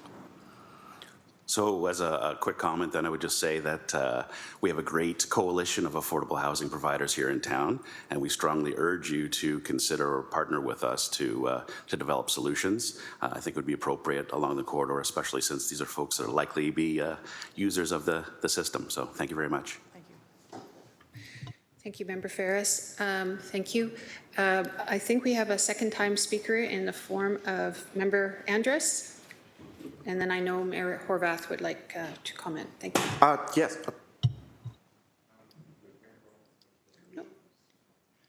Yeah, so just taking it a little bit different tone, talking about your Pillar 1, your employment support services, which you've had extensive experience with our colleagues in TCBN in Toronto. And I wanted to ask, because you didn't really get a chance to present them, so could you tell us a little bit about some of the successes that have come from those employment services supports? And then could you maybe tell us how they might, how you might have, from your lessons learned in Toronto, applied that to your own community engagement team and your early works contracts, if at all? So we're still learning, and we're getting those learnings about how the successes coming out of that target is in the contracts. Those earlier contracts, and TCBN you mentioned in Toronto on those earlier contracts, was written in a little different form than we are today. So there is an evolution, as I talked about, not new but improved. And we are seeing, and we're getting report backs in terms of hitting some 4 or 5% marks in terms of kind of hitting the targets that we want, and we continue to work with that. The contracts are long, and we actually have to wait for the data to come back from the contracts just for us to really see where those numbers are realizing. But the engagement is strong. We continue to work with those contractors and with other community benefit networks to make sure that we are understanding what's happening in the market, and then we're applying those lessons learned in how to make sure that we help to support and move those contractors in the right direction to hit those targets. And one of the lessons learned from Toronto was the need for an understanding of what types of workforces would be available and when, so that service providers could make folks job ready and also apply for the relevant government grants to do the retraining and provide opportunities. Now, I know we're still at the early stages of package 1 being delivered. When do you anticipate that you'll be able to start to have an understanding of the types of jobs so organizations like the Immigrant Working Center and the YWCA and other HCBN employment services members can start to prepare their clients to be job ready for these positions? I don't have a date right now. I'm not able, it's a little bit too early in the process, but I can say that we're planning the programming. As I mentioned, our community engagement team is going to continue to reach out and build in advance and in coordination with the timing of when those contracts are being prepared and being put out to market to make sure that everything is in sync and aligned, in addition to collaborating with, BIAs, yourself, the city, and kind of getting that information. But it's a little too early. I don't have a specific date as to when we would be ready to do that, but we are working together in collaboration. Lastly, I guess it's just around, again, the Pillar 3 and 4 and how they'll be delivered in Package 1 is, at what point will, in this process, and obviously I'm not expecting a date, will you be able to be prepared to kind of go back out and redo those public information sessions with your new renderings of stations and design frames? I mean, obviously, everything that's publicly available, including the design charrettes, are, well over almost 4 years, maybe 5, some of the information that's been dated. So I'm just curious when in this process that you'll be able to come back out to the public with all of this new engagement to recreate them, because it's very hard for people to imagine a change in a corridor with information that's vastly out of date for the things that we're going to hear about. And you mentioned the complete streets, the modal shift and integration, as well as, you know, the truck routes that may change turn radiuses for lanes and stuff. So I'm just looking for a general timeline, because that information is really key to the public seeing the project, so that then they can start understanding what pillar 3s and 4s might look like for them. No, it's a great question and a very fair question. And I think we're actually going to see some of the opportunities in the session that follows the deputation. So in the city presentation, you will start to see some of those opportunities and how we're exploring them collectively with the city. And we're going to continue that process, but I think it'll give you a real early indication of what that advancement or refinement looks like from the more dated information that's around today versus where we are in 2023. Thank you. Thank you, Member. Mayor Horvath. Thanks very much, Chair Wilson. I really don't have any questions, but I do want to say that I'm very grateful for the presentation that Metrolinx has brought. I think, as you've seen from the questions from councillors as well as from community partners, that people are excited, trepidatious, anxious, but really thoughtful about how we can do the best possible job in providing this higher order of transit for our community. And you've also heard, I think it was Councillor Danko that gave you the kind of overview, which you're already aware of what that does for our city going forward.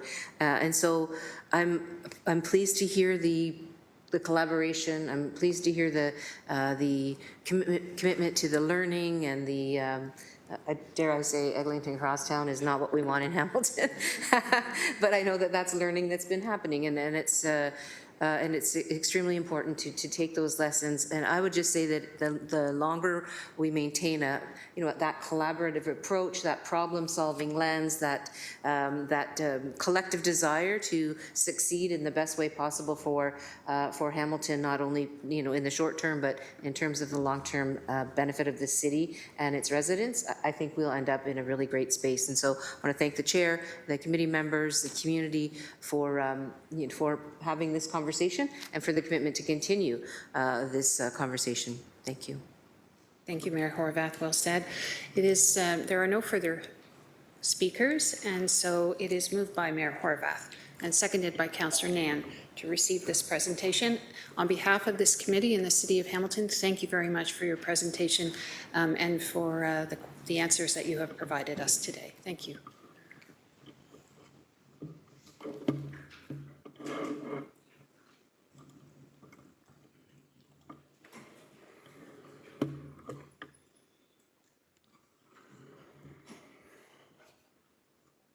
Has everybody voted? Councillor French? Councillor Francis?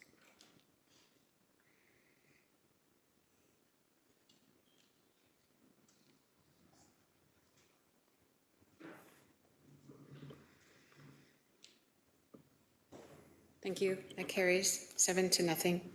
We're on to delegation requests. 6.1, Emily Power, respecting justice for tenants displaced by Metrolink building demolition and the need for affordable housing. Good morning. Just a reminder, Delegate Power, 5 minutes, and questions will follow if there are any. Thank you and good morning. Good morning. My name is Emily Power. I have volunteered as a tenant organizer on several campaigns in Hamilton. I was a member of a group called King Street Tenants United, which brought together Metrolinx tenants facing eviction and neighborhood supporters to advocate for compensation and rehousing support. Until recently, I lived close to the LRT line myself, renting a unit on Sanford, 1 block south of King.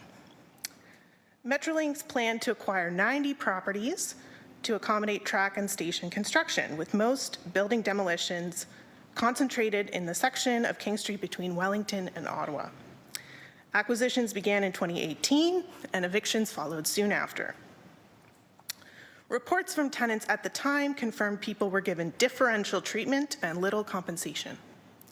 The Spectator reported one tenant at King and Holton was given only $200 towards moving costs. In another case, Metrolinx paid first and last month's rent towards the tenant's new apartment and moving expenses. This is still less than the minimum required under the Residential Tenancies Act for evictions for demolition. When knocking on doors, we heard many stories of tenants being pushed out by their original landlords before Metrolinx took over. In these cases, tenants received no rehousing support. We suspect Metrolinx offered property owners more for vacant possession in order to avoid responsibility for the dirty work of displacement. King Street Tenants United formed in the summer of 2018. I wish we had started earlier, as many evictions had already taken place. We door knocked and flyered the route. We organized tenant meetings at the local union hall, the mosque, community centers, and parks.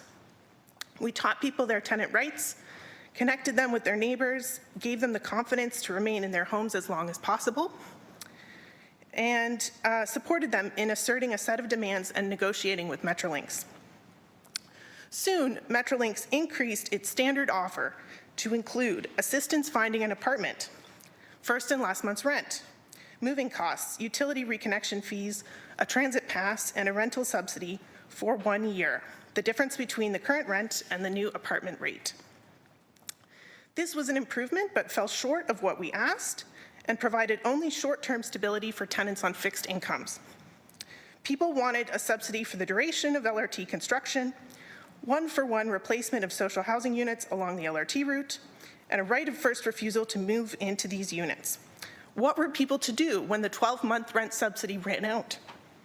The subsidy has long expired for anyone who received it in 2018 or 2019. Many have likely fallen behind on rent and faced eviction, and some may be homeless now. How many people were forced out of their homes for the LRT, and how many rental units were demolished? We conducted a survey to estimate this, working from the Metrolinx acquisition list. We walked the route, knocked on doors, talked with residents and business owners.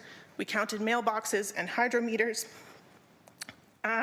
We counted 168 rental apartment units, 12 single-family houses, and 72 businesses.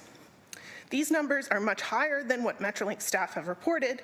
We suspect Metrolinx is not including households pushed out prior to Metrolinx taking possession. I'm still in touch with many tenants who were evicted by Metrolinx. They have received no follow-up communication since the eviction agreement was signed, no attempt to check in and see where they are living and if they need additional support. At this point, the least Metrolinx and the City of Hamilton can do is reconnect with these people. Their rent subsidies should be extended for the duration of LRT construction. Leftover land purchased by Metrolinx should not be sold to condo developers, but instead donated to social housing providers. Metrolinx should be required to give a full accounting of the number of apartments demolished and tenants displaced, including before they took possession. Everyone displaced should have the opportunity to move back to a social housing unit built on the corridor. Planning for LRT dates back at least 15 years. We had all of this time to put together a plan. Build social housing units for displaced tenants to move into. Bake in tenant protections and rental unit replacement policies in upzoning plans. Negotiate a public land banking policy with Metrolinx. Create a municipal apartment building acquisition plan for buildings in the LRT corridor neighborhoods. Increase municipal funding for legal aid lawyers and tenant organizers. None of this happened. In the absence of a housing plan, LRT has become the primary agent of gentrification and displacement in the lower city, pushing working class people out of the few remaining affordable neighborhoods. I'm almost finished. Dozens of tenants have lost their homes, and hundreds more, they've lost their homes to Metrolinx, and hundreds more to condo developers and landlord investment companies.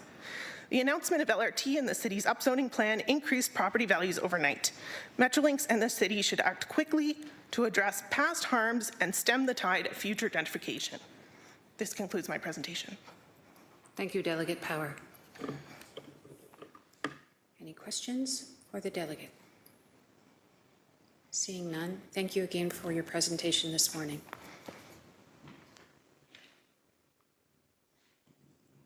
On on to 7.2, Sarah Mayo with the Social Planning and Research Council of Hamilton, respecting LRT benefits to low-income residents. Good morning.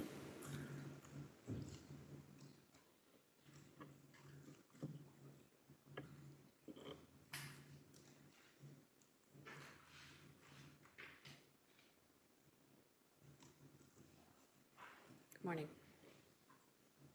Good morning. I am Sarah Mayo from the Social Planning and Research Council of Hamilton. I just want to first thank Emily for a really important presentation. I think it's a bit of a missed opportunity that nobody asked her questions, because certainly questions could be asked of Metrolinx to follow up on a lot of questions she had that I think the community deserves answers to.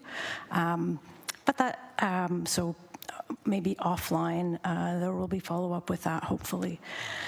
My presentation is a report that we're doing for the Hamilton Community Benefits Network. Remind me how to do this. Okay, there we go. On these issues, kind of a framework solution for a lot of related issues that have been discussed today. As we know, displacement has had substantial negatives in Hamilton, negative effects, and LRT corridor neighborhoods are especially vulnerable. This is an older map. The province is working on getting me, or I'm working with them on getting updated data, but this is evictions for reasons other than non-payment of rent, applications for those kinds of evictions in 2018, 2019. And so we see in the LRT corridor, the green is the escarpment, the lower city has the darker colors, and those are most affected by different types of eviction lately. So the solution we are proposing is something called the Pro-Poor Growth Framework. It's an international framework. Specifically, the UK is cited, their documents are cited in our report. Pro-Poor Growth Framework should be used to align policies and funding to ensure benefits of LRT are shared equitably. Pro-Poor Growth is growth that benefits low-income residents. Pro-poor growth principles make clear that policymakers do not have to choose between pro-growth and pro-poor policies. Most policies that increase growth reduce poverty, and many policies that alleviate poverty also boost growth. These principles underline the importance of enabling poor people to participate as well as benefit from the growth process. And it highlights how inequality slows growth, emphasizing the need to reduce it, to reduce inequality. Policymakers should aim for the most pro-poor combination of overall growth and inequality reduction. Pro-poor growth policy framework will help reduce tensions between the catch-22 entanglements that we have with the LRT project. The LRT, the entanglements that we describe in the report include that LRT benefit. The LRT benefits case includes positive impacts on low-income neighborhoods, yet the LRT gold rush mentality has many investors and developers putting profits ahead of people, and their actions will displace the very people who should benefit from the LRT. I have many examples. I don't have time to go through them all, except the first one, which is very relevant to this committee. So one example of a pro-poor growth policy would be to change the mandate of this committee from just LRT to light rail transit corridor, so that everything within the corridor is brought to this committee to reduce the silos, increase communications. So for example, Main Street two-way conversion goes to Public Works, yet not all lower city councillors are on Public Works, and it affects LRT and it affects low-income residents. Certainly lower city residents, and then low-income residents in the lower city the most. So that's one example. Speaking of low-income residents and the LRT corridor, we have various data. I'm only showing one graph because of time and to keep things simple, but latest data shows that 27% of Hamilton's population lives along the LRT corridor broadly. So like from Aberdeen and like Lawrence, and then further east, King to like Barton, kind of that area, plus Westdale and Ainsley Wood. So about 27% of Hamilton's population is in that neighborhood, 73% in the rest of the city. But among low-income residents, 48% of Hamilton's low-income residents live in this broad LRT corridor area. And so about half, so basically half of Hamilton's low-income residents, yet they're only barely a quarter of the overall population. And so we did this analysis for many groups within the low-income population, which, and so we have a million graphs about it, but I'm just presenting this final slide. We found that the groups that were most overrepresented in terms of low-income demographics, so 9 out of 10 low-income Indigenous residents in Hamilton live in the LRT corridor. 9 out of 10 low-income workers in arts, culture, recreation, sports occupations live in the LRT corridor. So those two groups should, at a minimum, be kind of focus populations for a pro-growth policy framework. Yes, I heard the bell, right? Yeah, okay. That's it, yes, I think that's it, yeah. Thank you, Delegate Mayo, and I trust the presentation can be made available? Yeah. Okay, thank you. Councillor Wang, you have a question, please. Thank you. I was a little slow on the thingy. Fine.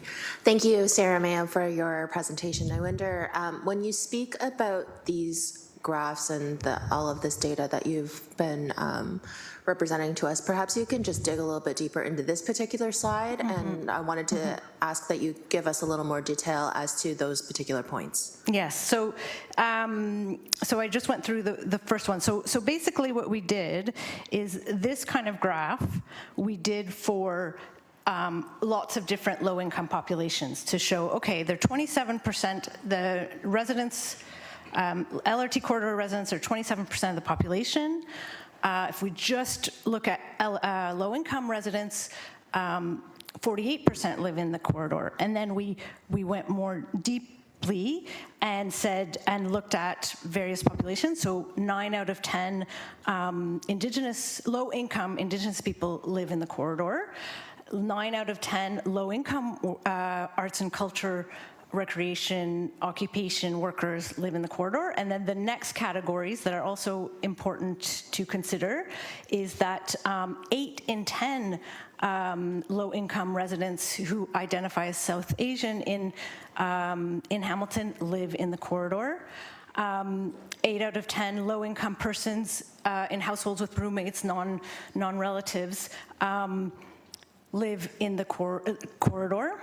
And then 7 in 10 for that category, that amount of overrepresentation. So 7 in 10 of the low-income residents who identify as West Asian across the city, 7 in 10 live in the corridor. 7 in 10 low-income persons living alone. 7 in 10 casual, seasonal, short-term workers. 7 in 10 low-income workers in education and social community sector occupations. And then 6 in 10, so overrepresentation again. So this is, about 1 in 3 residents overall in the city live in the corridor. 5 in 10 are low-income residents live in the corridor, but 6 in 10 low-income persons, young people aged 20 to 24, live in the corridor. 6 in 10 low-income residents who identify as Black live in the corridor. And the same for Chinese, workers in natural sciences and related occupations, and workers low-income workers in manufacturing occupations.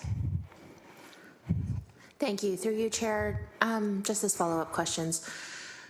I understand and I hear your recommendation of changing that to the LRT corridor and changing the mandate of this group. However, we have a lot of initiatives that are already starting and in place. So we already have inclusionary zoning that's coming forward. We have the Hamilton Sustainability Investment Housing Sustainability Investment Roadmap. So there are a variety of different initiatives that are all coming forward And so I wanted to ask you, in your opinion, blue sky, we've already called this the LRT corridor. What does this look like, given that we already have inclusionary zoning in place, HSIR is in place, housing as a right is coming forward, rent evictions is coming forward under plan? Like, what does blue sky, what does... Yeah, so obviously the city and councillors would make decisions about many things affect the LRT corridor, but affect the whole city, and so wouldn't come to this body. But there are a number of decisions that are and staff reports that are going to come to other committees that are really just about the LRT corridor. Two-way main is obviously the most prominent one, in that it doesn't affect anyone who's not, I mean, doesn't affect it. It is only in the geographic area of the LRT corridor. It affects everyone in the city, but in terms of where it is, it's only in the LRT corridor. Obviously, HSR re-envisioning affects the whole city, so that wouldn't come here in my blue sky vision, but there would be more of a filter to include more things that are geographically specific to the LRT corridor that might not be, it's not Metrolinx doing it, it's the city, it's an issue that's specific to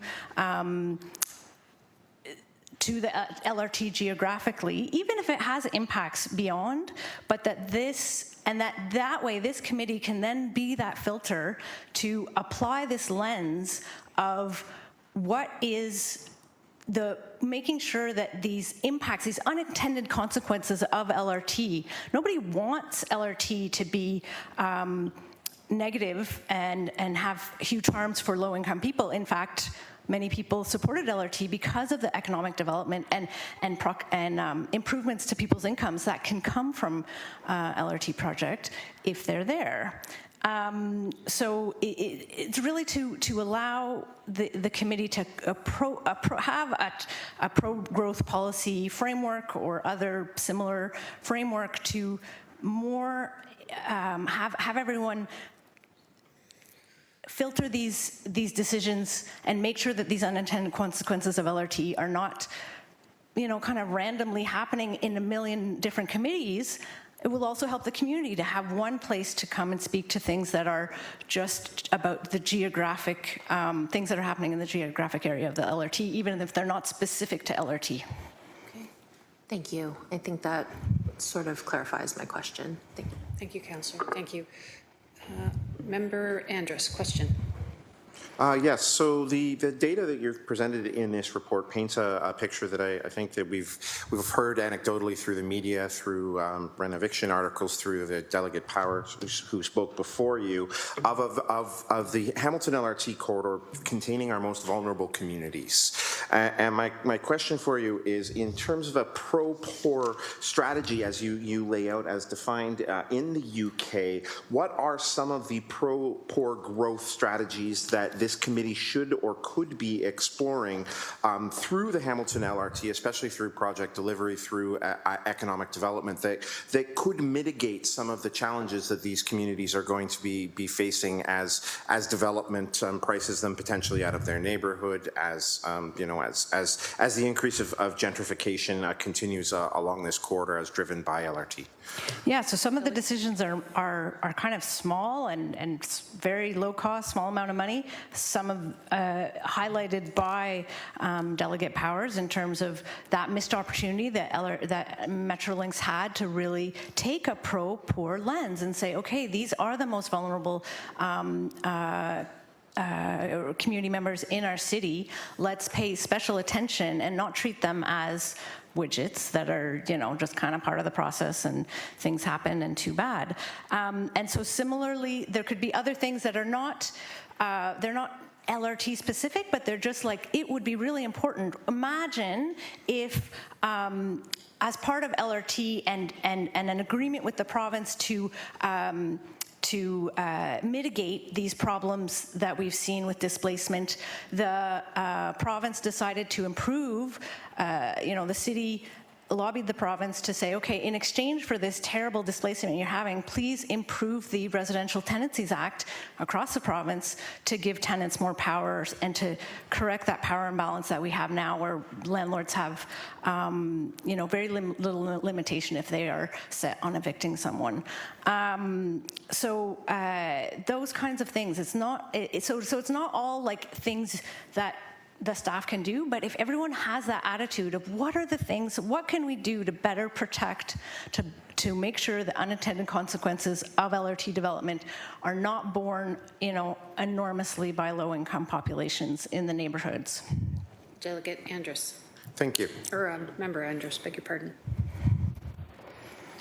That's it. Thank you. Councillor Cretch. Thanks, and thanks for the visual aid. Helps to process, frankly, a lot of information that you're sharing. And yeah, I just want to clarify, didn't ask questions and don't always ask questions during delegations to keep a minimization of a debate, right? Between sort of while you're standing there asking a question, it creates a debate environment. So trying to eliminate that debate environment, but have already followed up and we'll follow up with you too to get more information. My question for you is about the corridor itself. So you talked about people who are living along the corridor, and in a lot of the different studies I've looked at in terms of walkability, in terms of connections and closeness to the corridor, we usually use a couple of measures, things like number of meters away from the corridor, so 400 meters to sometimes the max it gets up to is maybe 500 or 600 or 700 meters away, and that ends up defining the corridor. How are you defining the corridor? And that's really an important question for me to understand that percentage you used at the beginning. Yeah, we're working on a map that will have that, but basically we used a more broad definition that's just based on census tracts. The city kind of goes down into what's called dissemination areas, and they kind of like block by block go as close as possible to, some of the maps are like 200 meters, like you say, but the census tracts are bigger. And so Beasley has 2 census tracts. And so the kind of, this part of Beasley, well, we're not quite at Beasley, the other side of James, but let's say, from Maine to Cannon, and then Cannon to the tracks is kind of those 2. And so those 2, so yes, the people who live on Barton are not as directly affected, but they will be. I mean, there's going to be enormous diversion of traffic will come to Barton, right? Like this notion of the corridor is like, okay, how the people who are going to be able to walk to the station, that's that very tight definition. But I do think it should be broader to people who are being affected by these forces of displacement are happening on Barton just as much as on Main and King, and other neighborhoods along the corridor especially. It happens in the rest of the city too, and other cities, but we know it's very intense in this area. Thank you. Through the chair, just to help my imagination on the subject. So if I understand what you're saying, and it's just how I'm thinking about it, we have the corridor, and we may have an area, we'll just say, of higher impact around the corridor. And then as we move away, there's still impacts, but there may be medium or lower impacts, or tertiary impacts, however you want to call them, instead of high and low. But you have impacts around the corridor, and so you could perhaps there's a way to create a spacing or an understanding of that corridor. And so is that how you're thinking about it? Yeah, that's an interesting way that we could incorporate in the map to kind of overlay the city's definition of the corridor and our kind of more broad definition. Yeah, or the Metrolinx's definition. Thank you, and through the chair again. And so I think there would probably be situations too where things would skip. It wouldn't just be distance, right? So for instance, I'm sure there's some situations where the impacts from the corridor are quite significant in the Barton area, in that specific place, and not as significant close to the corridor. And so there's a way to do probably some spatial mapping around this is what the corridor looks like, here's where the impacts might be. Yeah. Thank you so much for that explanation. It really helps me a lot. Okay, thank you. Thank you. Councillor Nam, please. Thank you, through you, Chair. Thank you so much for the presentation and the work that's gone forward to bring this data before the committee. I think, honestly, it's more of a statement than it is a question, and that it's valuable data, both for, I think, some of our opportunities under social procurement as well as community benefits. And I think in the larger report that's attached to your delegation today, giving us some baseline data from which we can measure our future impacts as a municipality, but also in our collaboration with Metrolinx around those programs that are to come through the construction program, et cetera. If we've got these demographics in our communities that could be directly impacted by specific interventions or specific opportunities in the line development, whether that is in construction, whether that is very specifically looking at some of the opportunities for those surplus lands in the future, I think that talks to the community uplift that this project is envisioned to bring our municipality, and what residents, I think, have been saying very clearly over and over again, cautioning this table of elected representatives, that we got to do our due diligence to make sure we're delivering as best as possible, and looking at those 10% targets and then measuring them against the reality of where the corridor lies and who lives here and what that economic uplift could look like for folks who are living in lower income communities. But thank you so much. Thank you. Thank you. Thank you, Delegate Mayo. I don't see any further questions. Thank you. Okay, a mover and a seconder to receive the delegations. Moved by Councillor Kassar, seconded by Councillor Danko.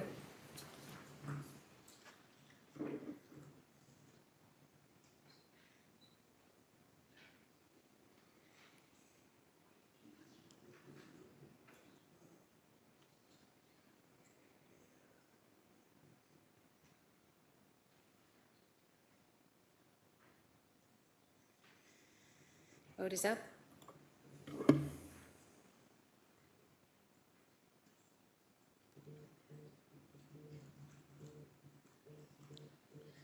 Carries 7-0. Thank you. We're on to presentations. 8.1. I would like to call and welcome Director Shake, the Director of Hamilton LRT, to present this morning. 8.1 on your agenda.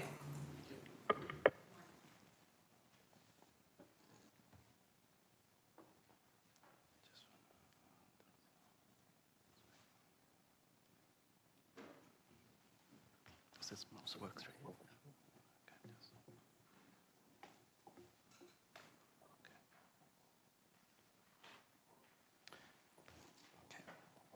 Morning, Madam Chair and members of the LRT Subcommittee.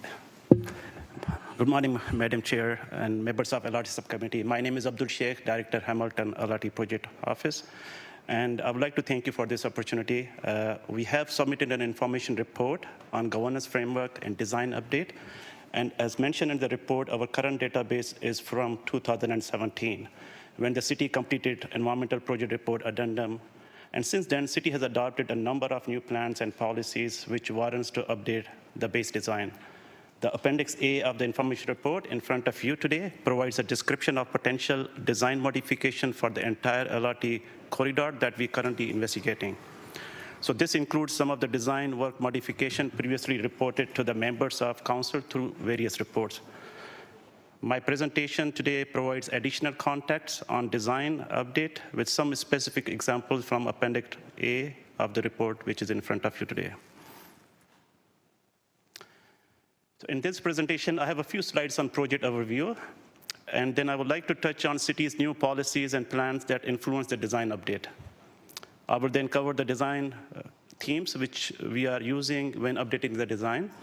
I will end the presentation with other design consideration, and then we'll be happy to respond to your questions.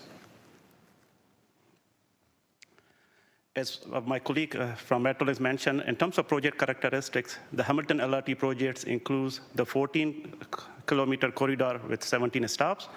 LRT stops are generally within 600 to 800 meter range. The operation, maintenance, and storage facilities proposed at Chatham and Fred Street.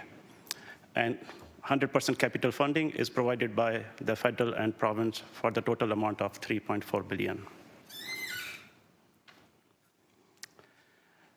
I would like to give a perspective on what essential components are involved with LRT system so that we have a better understanding of the design challenges.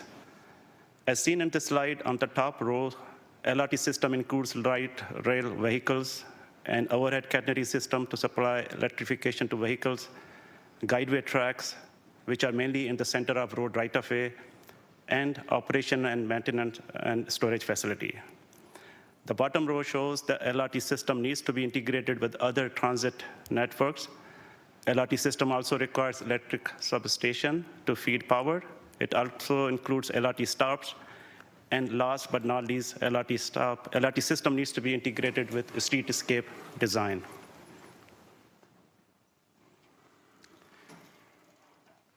LRT project is not just building the LRT infrastructure, but it also comes with significant investment in city infrastructure. This project will lead to replacement of majority of existing municipal infrastructure and private utilities within the LRT corridor. This project will also upgrade the sidewalk to current accessibility standards. The project also implements the upgraded technology to connect the city's advanced traffic management system. And these investments from LRT project allow the city to reprioritize and redistribute future infrastructure spendings.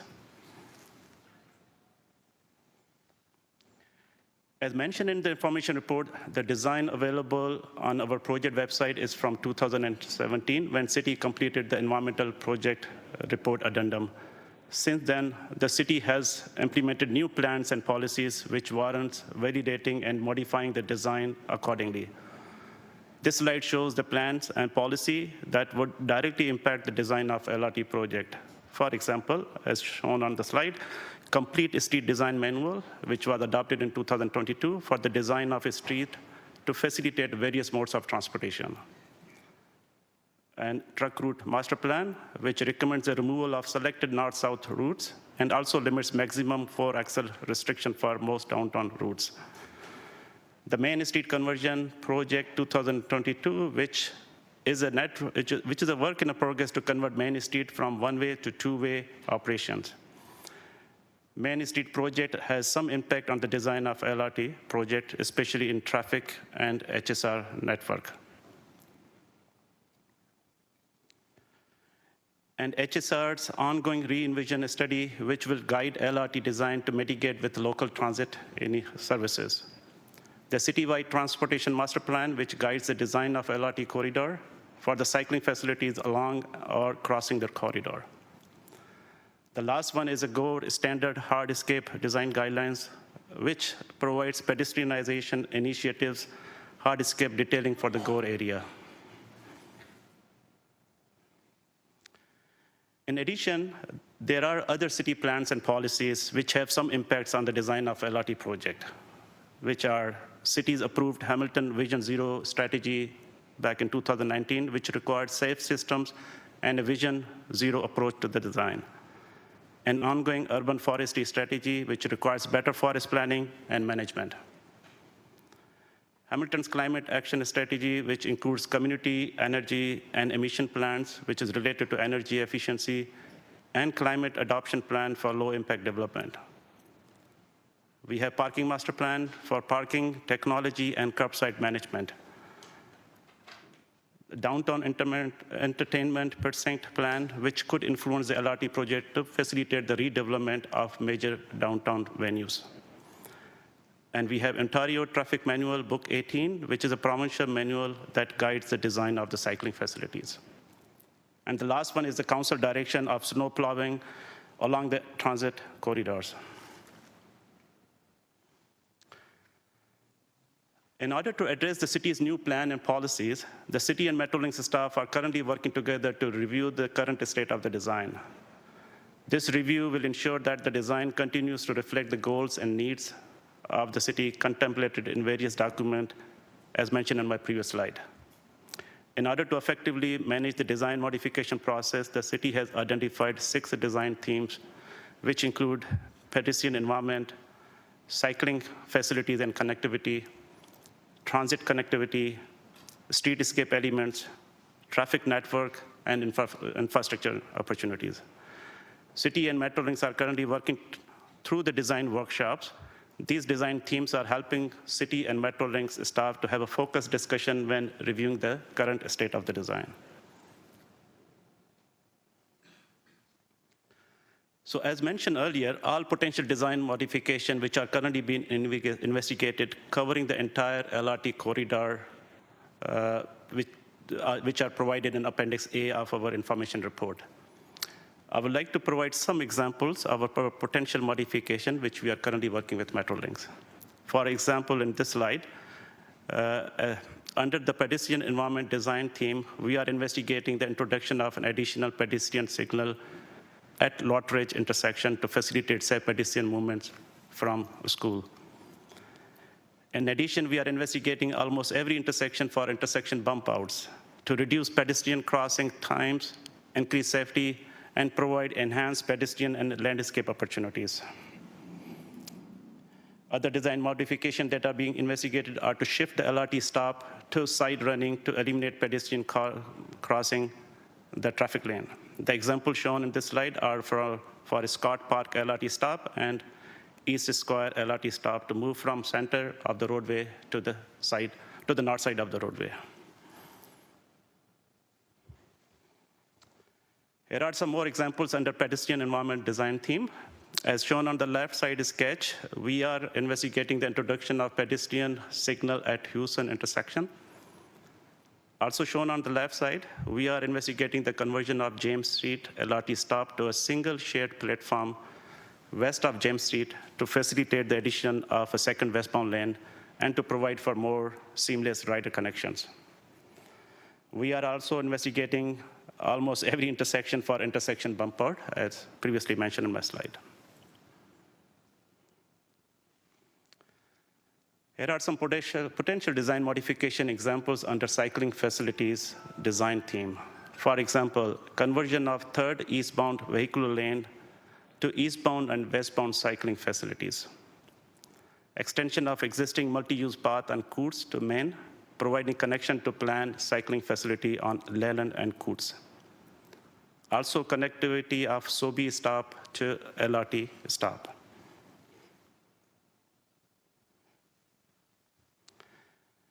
Here are some examples of potential design modification under transit connectivity design theme. For example, we are investigating provision of shelters and laybys and integration of LRT with existing HSR, re-envision, and BLAST network. Also, as shown on the right side, relocation of LRT guideway from center to north side at eastern terminus at Eastgate Square to provide seamless connection between LRT stop and bus terminal. And some potential design modification examples under street-escape opportunities design theme. For example, we are investigating street-escape opportunities for International Village Business Improvement Area. Within this area, we are also investigating modification to road segments between King Street and the North Alleyway to support pedestrianization, greening, and loading. We are also investigating conversion of Mary Street stop to a single shared platform to increase pedestrianization of area and street escape opportunity.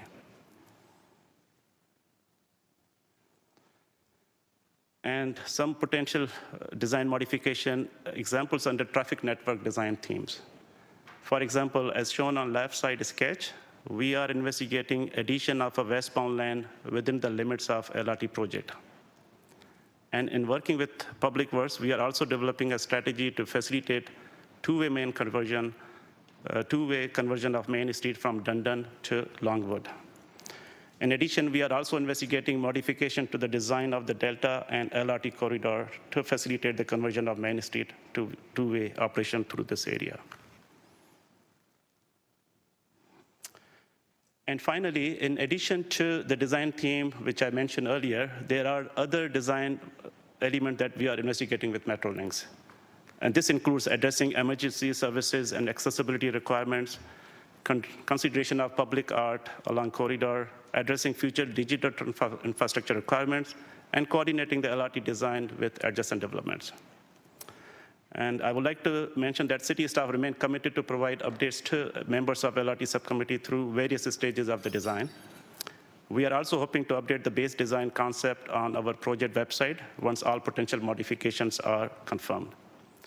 And in the end, I would like to also mention that potential modification, on the end, I would like to mention that while we are making efforts to update the base design concept, the design will continue to evolve as we advance through the detailed design process. So this concludes my presentation, and I would like to thank the members of LRT subcommittee providing this opportunity. If you have any question, I would be happy to respond. Thank you. Thank you very much, Director Sheikh. 2 speakers thus far.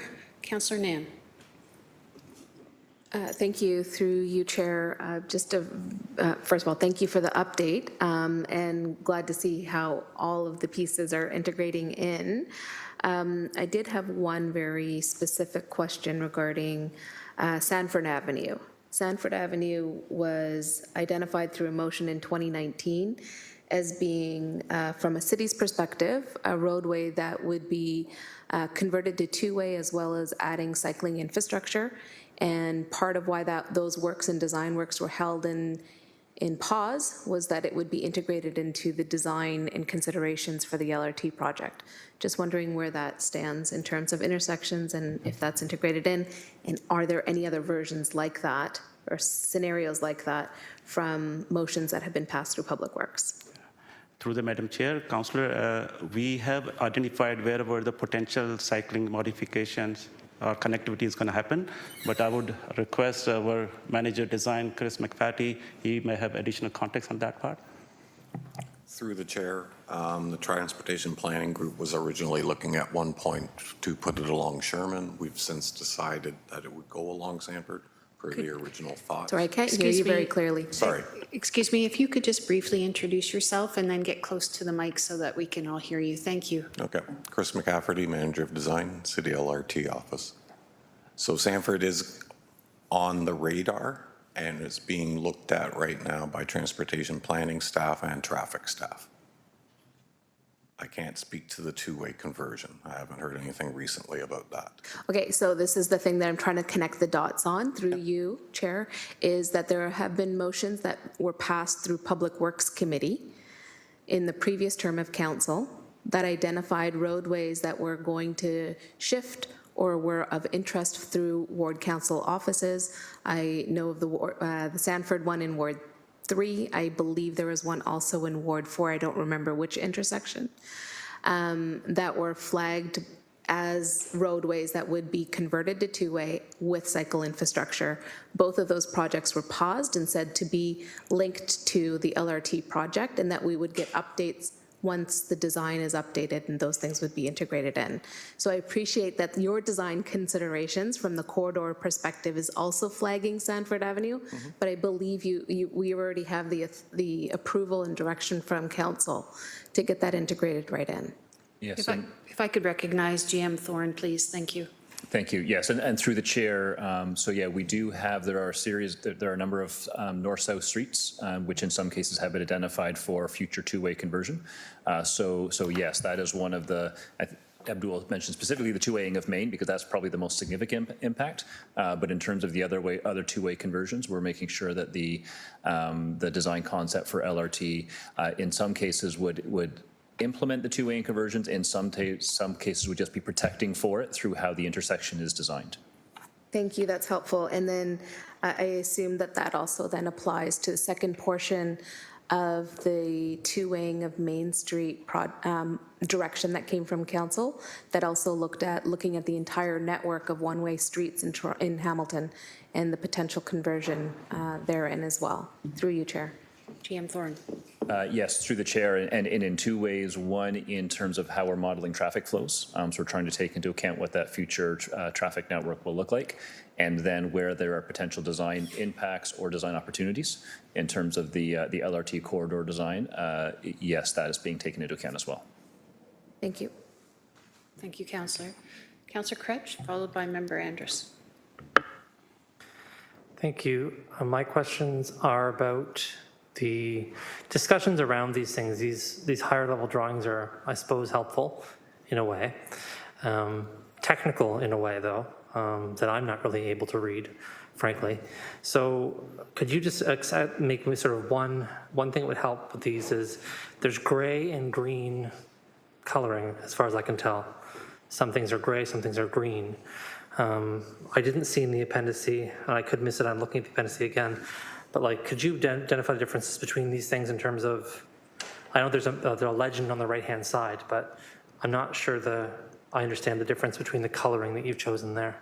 Director Sheikh. Through the Madam Chair, Councillor, if you're looking at the presentation, it does show green and gray. The only purpose is we would like to highlight the design theme, right? So for example, in my presentation slide, if I was talking about pedestrian environment, so we make it, rest of the things are green, but we made it pedestrian environment as a green so that we can highlight and we can discuss. But if you look in Appendix A, it does talk about all the design discussion, modification we are talking about, and they are probably mentioned as a green box or a legend, which provides a complete picture what modification we are looking at. So the gray things that are here are not some modification to the appendix. I was just making sure because there was no legend for the gray things. Through the chair, the gray are also modification, but I just wanted to highlight through my presentation when we are discussing the design theme. Thanks, appreciate it. My second question around that then is about, I'd say, almost all the intersections that you've highlighted, and in the appendice also that are in Ward 2 at the moment, are suggesting, except for James, removing the current traffic lighting in exchange for, at least in one place, pedestrian cross features instead of a light. I'm not sure if now is the time to really have these discussions. So that's really my question is like, you said we're going to bring these design changes to the LRT subcommittee, and this is the chance to have a discussion about it. I don't want to spend an hour today talking about Mary Street, so I'm wondering if you could just more explicate when these things get solidified, these decisions, because I know that PXOs and pedestrian crossovers in Ward 2 have had some successes, and other times have been implemented in ways that have made things more dangerous for pedestrians. I understand obviously the goal, because it's a short space between these streets, is to help the transit actually move, which is I presume why you're doing this, but if you could maybe just give me a sense of when these things are solidified and sort of when we can have an opportunity to really ask detailed questions about them. And through the Madam Chair, Councillor, this is exactly what we are currently looking into it.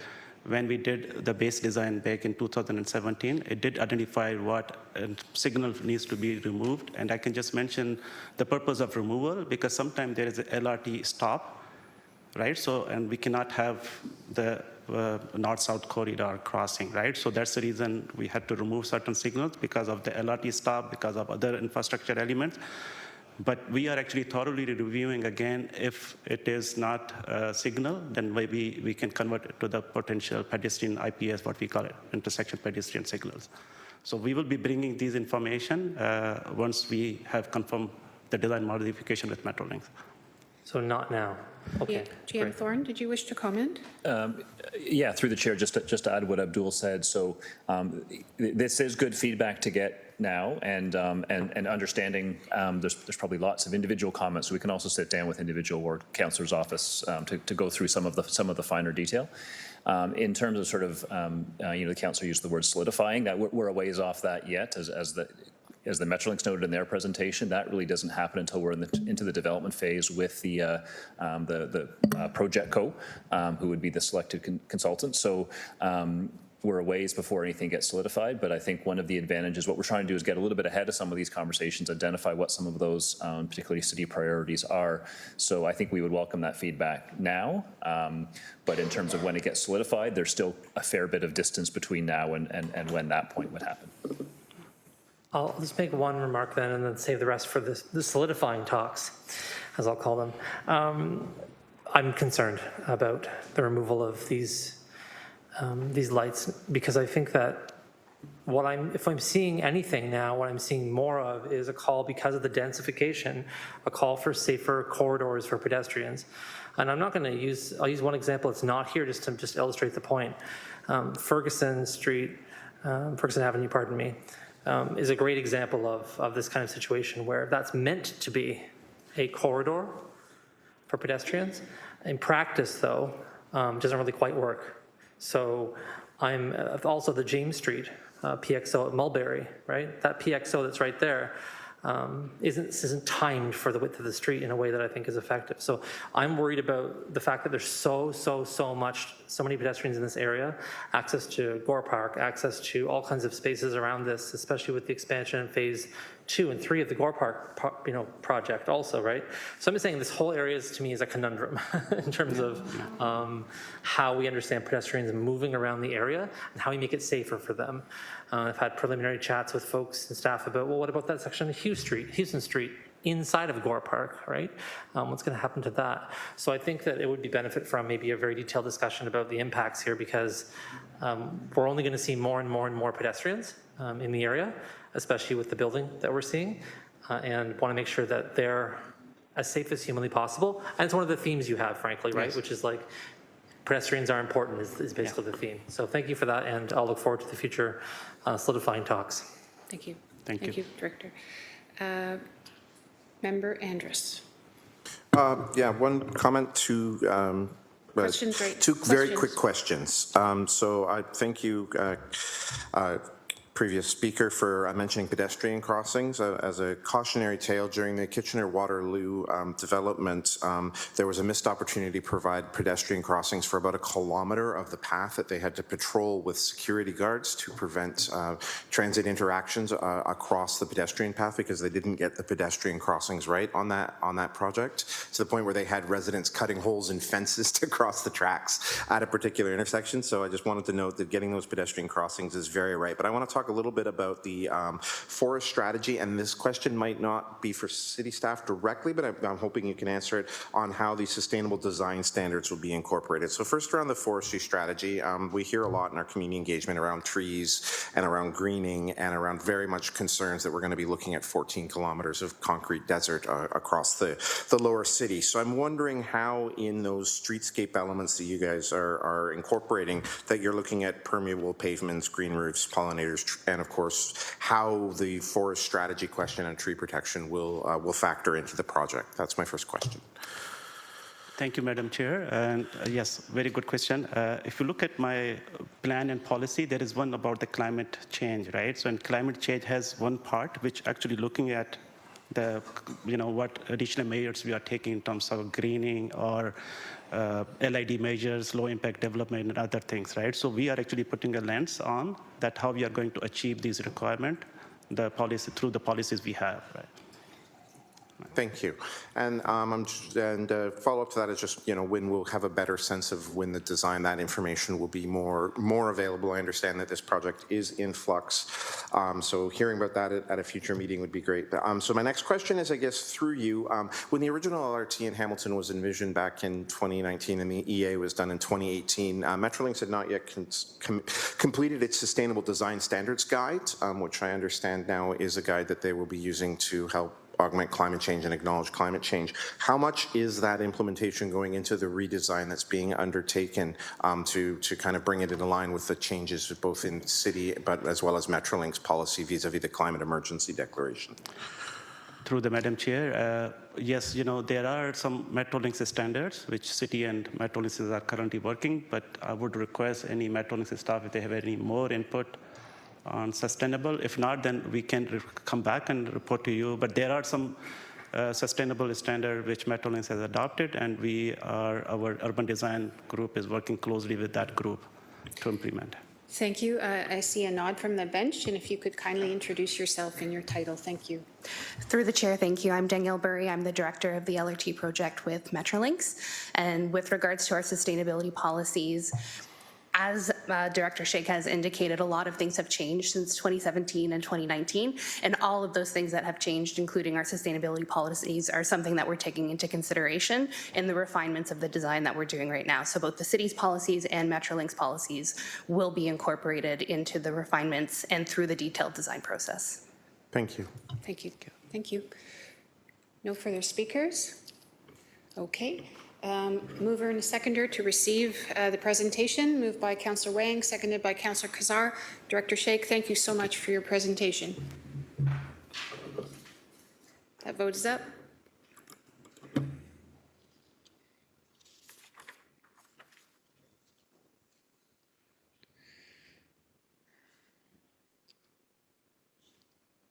Councillor Dan? Yep, thumbs up.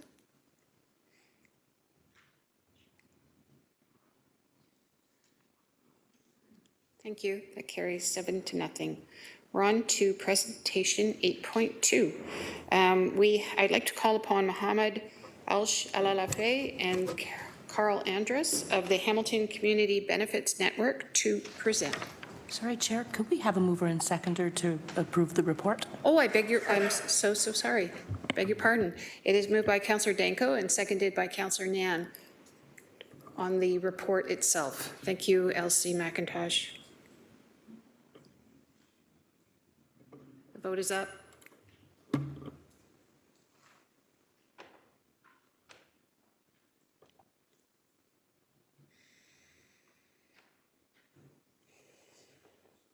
Thank you. That carries 7-0. Thank you, Elsie.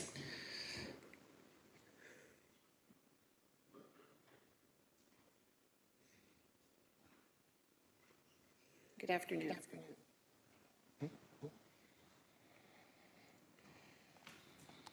Thank you, Madam Chair. My name is Mohammed Al-Shalalfa.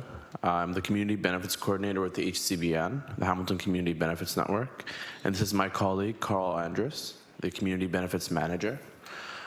We are pleased to present to you today the Hamilton LRT Community Benefits Engagement Report, a copy of which has been included with the minutes.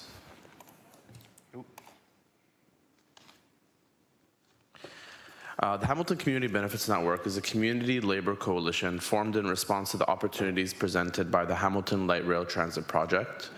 Inspired by the Toronto Community Benefits Network and the successes of the community benefits movement across North America, it envisions Hamilton as an inclusive, thriving city in which all residents have equitable opportunities to contribute to building healthy communities and a just, prospering economy. We are funded by grant donations from the Hamilton Community Foundation, the Atkinson Foundation, and the United Way of Hamilton Halton. So why are we here today and presenting this important community feedback to you? Well, to date, the City of Hamilton and Metrolinx has acknowledged the importance of affordable housing and community benefits in the Memorandum of Understanding in 2021. In addition, Metrolinx itself has written to express their commitment to community benefits/supports. The relevant texts are displayed behind me. However, both of these declarations are aspirational with no firm targets, commitments, or processes for how each organization will live up to those promises and how they will be decided. You have heard from city staff today the governance frameworks and design update. I would note for you all that none of these processes involve community benefits/supports. Metrolinx is committed to a community benefits/supports programs based on experience with and advocacy by the Toronto Community Benefits Network. Metrolinx has delivered community benefits on other LRT projects, such as the Eglinton Crosstown and Finch West LRT. They are here today to present to you their four-pillar approach to community benefits/supports, which they've done, so we won't waste time reviewing them now.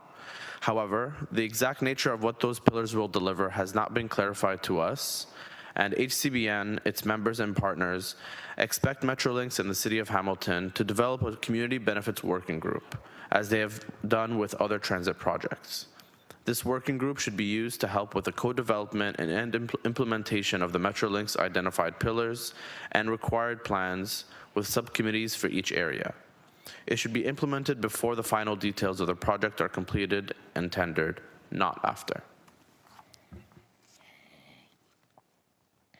So Metrolinx does not have a history of participation in affordable housing on public land they've acquired for projects. Hamilton can carve out new ground in that regard.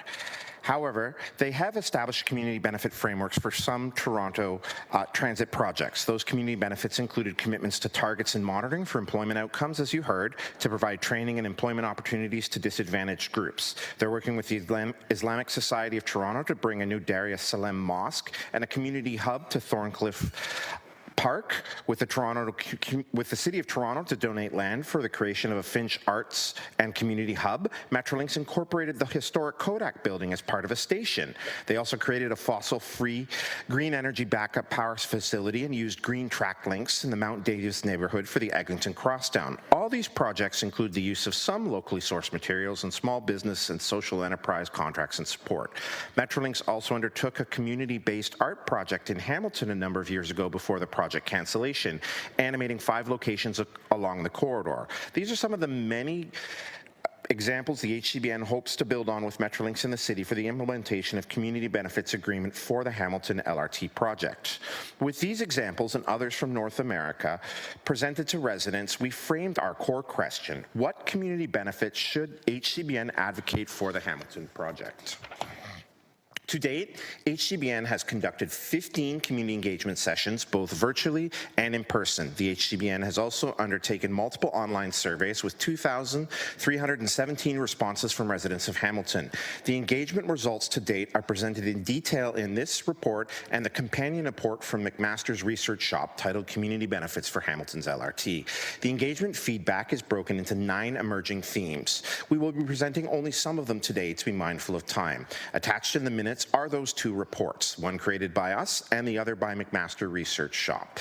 The McMaster Research Report provides an important analysis of the demographics of our survey respondents, including a breakdown of those who identified as equity-seeking groups and a good summary of the input provided. That report could not differentiate which feedback was relevant to community benefits and which might be out of scope. To provide better clarity, HCBN reviewed all the data gathered and aligned it into feedback into categories which may be in scope with Metrolinx's 4 pillars: a policy or process the City of Hamilton might undertake, opportunities for affordable housing from the project, and improvement or capital investments the City of Hamilton could make to the corridor's built form. The community benefit themes that we identified were, in order of priority, affordable housing, transportation connections, local employment and training opportunities, environmental impact, shop local and social enterprise support, community spaces, physical and economic accessibility, historic character, and public arts. In the interest of time, we will take you through 4 of the 8 major themes. Affordable housing was listed as the highest priority for residents we heard from as the national housing crisis intensified over the last 5 years. Hamilton residents have disproportionately felt the brunt of this issue. The corridor is already experiencing the natural flow of capital and investment expected from transit-oriented development in an area where rapid transit investment is being made. The LRT should bring transformative change to the city through employment opportunities and connecting communities. However, the TOD along the corridor has not been equitable so far. As the project progresses, the Hamilton LRT will continue to further exacerbate the housing crisis by displacing low-income residents and incentivizing landlords and developers to set high rent rates. These impacts can be mitigated with sound policy, investment in affordable housing, and regular engagement with the communities most affected. The report focuses on many resident suggestions, but the availability of land for affordable housing and funding for affordable housing should be the priority. Residents overwhelmingly expect Hamilton's LRT to deliver affordable housing. To date, no Metrolinx project has done so. This committee needs to establish publicly how and what Metrolinx and the city are to do towards the steps. Hamilton has declared a climate emergency. The effects of more extreme weather are felt across the city every year. One of the most significant positive impacts of the LRT will be its environmental impact by reducing traffic and enabling more people to use green electric rapid public transit. An easy community benefits for Metrolinx would be using fossil-free green energy backup power facilities as they did on the Eglinton Crosstown. Hamilton residents have clarified that they want this project to be as green as possible.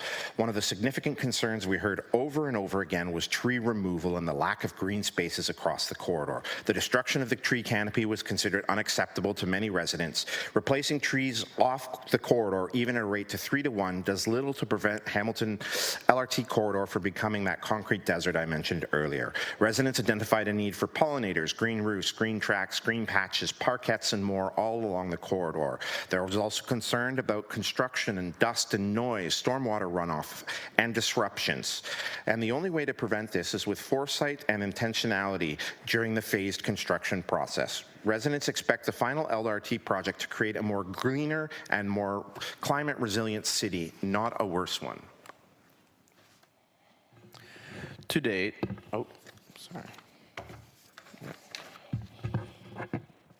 Comments around economic and physical accessibility rate high in the minds of those who filled out our surveys. 18% of our survey respondents identified as a person with a disability and 22% identified as elderly.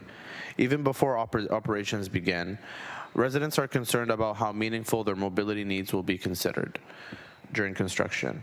Some comments expressed disappointment on how the City of Hamilton's contractors handle accessibility accommodation during construction, and residents fear this project may trap them in their homes. A meaningful process to address mobility challenges in near real time with contractors and subcontractors will be necessary. Many Hamilton residents face considerable systemic obstacles due to physical or mental disabilities. Some express that LRT can significantly improve their lives, but only when their issues are given special consideration and they are consistently consulted. Another concern we heard clearly was around the impact that policing and fare enforcement may have in Hamilton. Residents noted that we have little history of Hamilton having cops on buses to police when someone cannot afford to pay. Hamilton has an opportunity to be a leader in investing in alternative methods of administration of fare payment. In our survey and consultation sessions, some residents argued that having social workers or system navigators would be a better alternative and better use of fare revenue than paid special constables to issue prohibitive fines or inflict violence on transit riders. Economic accessibility was also a significant concern. Some feared that the LRT might cost more than a standard HSR fare, and others expressed interest in free or low-cost transit.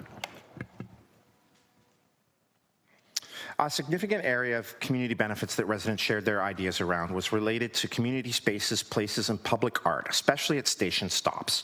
Residents often reference the example of donated land towards the Finch Arts and Community Hub as a potential community benefit. For many years, the community and residents have been pushing towards the creation of a 2S LGBTQIA+ community hub in the Lower City. Preserving the city's historic character and the telling of Hamilton's history through art and placemaking was also very important.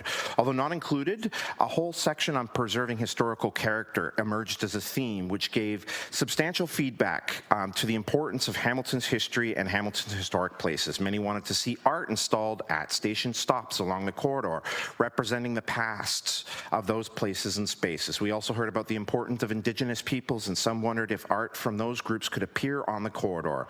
The spaces and places that make up the stations and spaces between the stations drew particular interest. Residents imagined custom station design, disliked the idea of cookie-cutter stops. Public art displays, parkettes, gathering places, community gardens, adjoining alleyways, and additional parkland was frequently mentioned.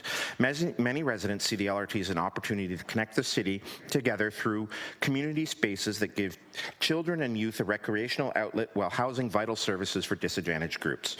Many residents also expressed concern about areas expected to be affected by construction of the LRT and demanded that the spaces be beautified during construction. The idea of a hellscape of construction and garbage weighed heavy in the minds of resident responses we received. The Hamilton LRT project has undergone many iterations, political debates, a cancellation, renewed funding, and challenges. HCBN asked residents if there were any specific concerns we should pass on to Metrolinx or the City of Hamilton. We heard many. Complete texts of those responses have been provided to both organizations to review as a part of their ongoing engagement, FAQ, and public information communication. This report highlights some of the overarching concerns we heard during the engagement sessions, both online and off, and in our survey data. Much of the HCBN feedback given, either fears about the project or even some of the suggestions for community benefits from the public, indicate that public awareness of the project is deficient. Many residents have misinformation, no information, or a lack of information or understanding about how the project will be delivered. HCBN believes that both the City of Hamilton and Metrolinx need to do far more to engage with the broader public about this massive transformative project. Also, aside from our community engagement events online service, the general public has not had a chance to provide feedback on the project since its cancellation in 2019. Metrolinx and the City of Hamilton must pursue an intensive community engagement strategy to be proactive ahead of possible project concerns before construction begins. Once significant project construction begins, the City of Hamilton, Metrolinx, and this committee will be inundated with resident complaints, resident issues, and resident concerns. The best way to proactively address that is to hear from as many residents as possible before the project is set in stone, and to at least have an understanding of what those concerns may be. These findings should be vital to inform the City of Hamilton's LRT subcommittee in the deliberations regarding LRT community benefits. The HCBN is committed to serving as a significant community stakeholder throughout the process, working with the city and Metrolinx to develop and implement a community benefits framework that is equitable, inclusive, and beneficial for all Hamilton residents. However, we lack clarity on exactly what our role is to be, what happens to the information we gather in good faith, what the process will be for deciding what becomes a community benefit support from the project, how will that be monitored and communicated to residents at large. Throughout the project, HCBN will continue to engage with as many residents as possible to help direct our actions and demands from community benefits and project-specific community benefit asks. As an organization, HCBN is hampered by a lack of clarity on how and what and how Metrolinx will deliver its four-pillar community benefit supports. There's also a general lack of clarity on the process for responding to resident ideas and demands provided to the HCBN through our engagement. Will the City of Hamilton make additional investments towards community benefits in the project? What is the process being undertaken around using and disposing of Metrolinx-owned land? Who is deciding what affordable housing will be built? Who is funding the affordable housing? Is this process transparent? Clause G of the Memorandum of Understanding lays out the principal importance of affordable housing and community benefits. However, it does not put forward a transparent public process for how those objectives will be met. This project must commit to more than community engagement theater, as some residents worry, but to concrete community benefits that are developed publicly and transparently delivered through a robust signed community benefits framework. We hope that those details will be decided in good time and in good faith with full participation of this committee. The largest takeaway from today's presentation is the urgent need for Metrolinx and the City of Hamilton to develop a community benefits working group with key stakeholders like those that already exist on this committee. We'd also respectfully suggest that this committee may wish staff to review and report back on the many HCBN-related reports that we're presenting to this committee and are on the agenda today. Are there any questions about our presentation and report? Thank you. Thank you both. So to my committee members, I would like to offer my apology as I failed to declare a non-disqualifying interest at the start of the meeting. My husband is the president and CEO of Hamilton Community Foundation, which, as Member Andrus has identified, as part of funder. Thank you.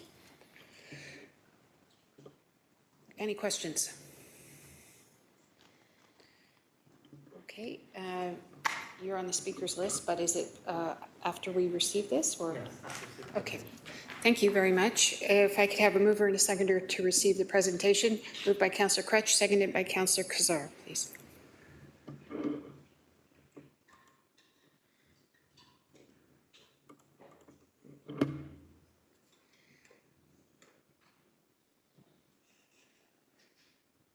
Thumbs up from Councillor Nan.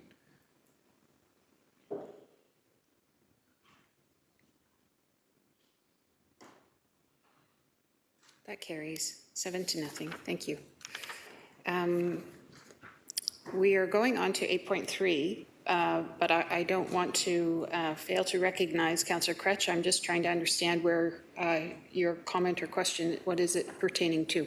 I just want to put a motion forward to have a staff report back on a community benefits framework and a community benefits working group. And have them report back to how that's going to work exactly. Because I think what I'm hearing from the presentation was there's a lot of gaps or dissonance, right? And so one way to maybe resolve some of that is to have staff look at the report and come back with a proposed plan for how to address those issues. So that's all. And I thought, I'm not sure when that motion is appropriate. I think Councillor Nan's going to second it. And so, and I'll let the LC know in advance and staff know in advance about that. So I'm not sure when that makes sense. So we can wait till motions? Perhaps we could do that, and that way it will give LC McIntosh time to put it up on the screen for everyone. And we have another delegate, I believe, in the form of Sam Nabi, and then, oh, he's online, or they are online, beg your pardon. Is that okay, Councillor Crutch? Thank you. Good afternoon, delegate. Good afternoon. Thank you. Thank you for having me. My name is Sam Nabby, and I'm here to present a report that I've been working on for the past year in collaboration with the HCBN as well as the Social Planning and Research Council. So the full report is regarding preserving and creating affordable housing along Hamilton's Beeline corridor. And it includes 55 recommendations targeted to specific levels of government. So there are some city level, some at the provincial, some at the federal level, some that apply to all governments, really focused on action and solutions for what we can do for affordable housing in the city, given the context of this LRT project. So I do have some slides to share, which I believe is showing up momentarily. Can we see that presentation slide? Not yet. Okay, just a moment.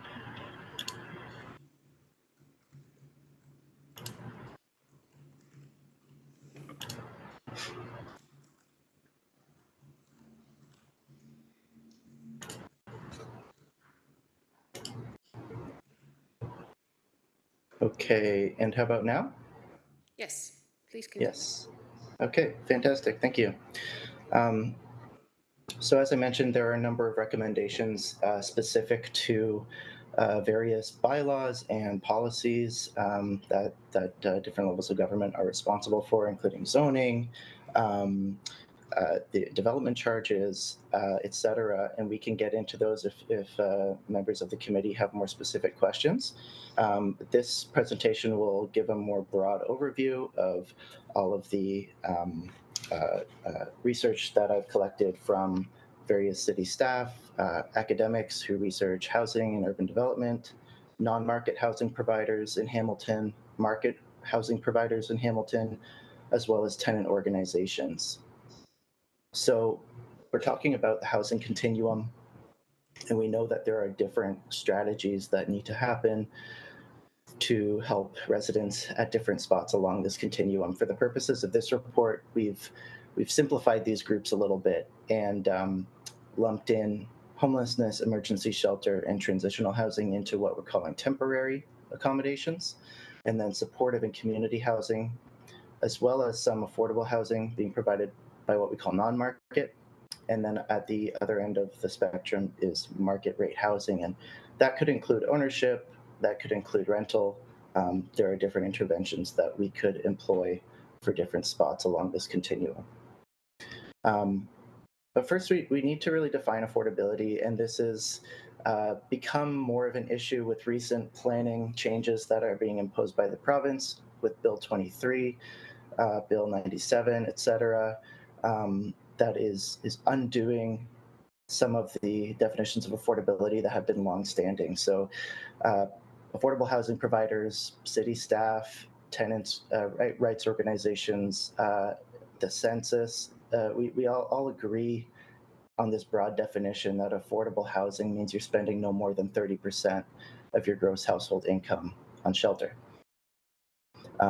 If it's not based on income, if it's based on the average market rent, then we're not talking about a household's ability to afford shelter. We're talking about something in relation to the speculative real estate market, and those two just don't really connect. We can also drill down a little bit further when we're defining affordability and trying to make policies around how to protect affordable housing in the corridor, or provide affordable housing through policies like inclusionary zoning in Hamilton's LRT corridor. It's important to recognize the disparities in income between different areas within a rental market. So if we took the average income for the entire city of Hamilton, it may not actually be affordable to residents in places like parts of Durand, Kirkendall North, and Strathcona, who are among the lowest income residents in Hamilton in that census tract. So when we're talking about interventions to make sure people don't lose their homes and can afford to continue to live in the neighborhoods where they have relationships and access to services and community connections, it's important to think of affordability in terms of more than just the citywide number, and to make something that's appropriate for the corridor itself and even for specific census tracts within that corridor. The other side of the coin for affordability is people who receive ODSP or OW, and there's a shelter allowance which currently does not cover the cost of building upkeep for non-market housing providers. The shelter allowance from the province does not cover the cost of market rent by any stretch. But if the province were to raise those rents, or were to raise those shelter allowances, it would essentially act as a support for a lot of the non-market housing providers, charities, and nonprofits whose mission is to help people find affordable housing. Right now, they're having to make up the difference between those shelter allowances and the actual costs of keeping up a building by going hunting for other grants and finding alternate sources of funding. At the federal level, we have the National Housing Strategy. So this is $82 billion in funding, mostly dispersed as loans, low interest loans. And one of the pieces of feedback that I received from nonprofit housing providers in Hamilton was that it's been a long-standing struggle, even with loans, even with low interest loans, to service that debt. And the one thing the federal government could do is to shift some of this housing funding to grants rather than loans. Typically, these programs are grouped into 3 buckets. We have the Rapid Housing Initiative, Co-Investment Fund, and the Rental Construction Financing Initiative.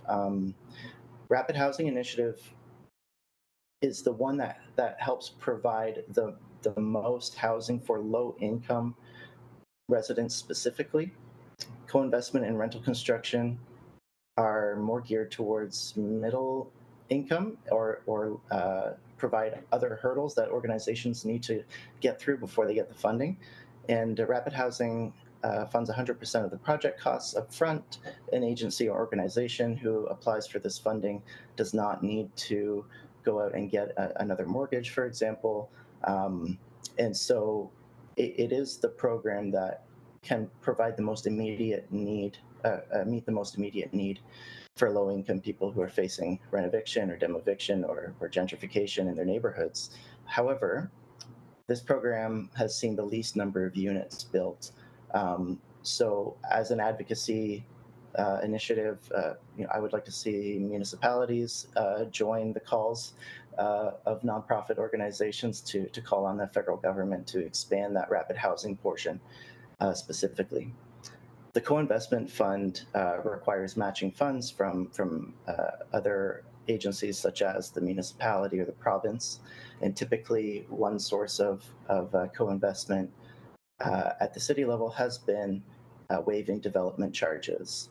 If the city waives development charges for an affordable housing project, that qualifies as money that the federal government can match. Recently, we've had some major changes to the way development charges are collected coming down from the province. And I, again, have heard from non-market housing developers that it's very, very important for the federal government to continue recognizing these waived development charges, even if they are compelled by the province. It's important to keep recognizing that as a contribution in the co-investment fund, because cities still need to service infrastructure, and those costs are not going away. Finally, the Rental Construction Financing Initiative, which has contributed to building the most number of units under the National Housing Strategy.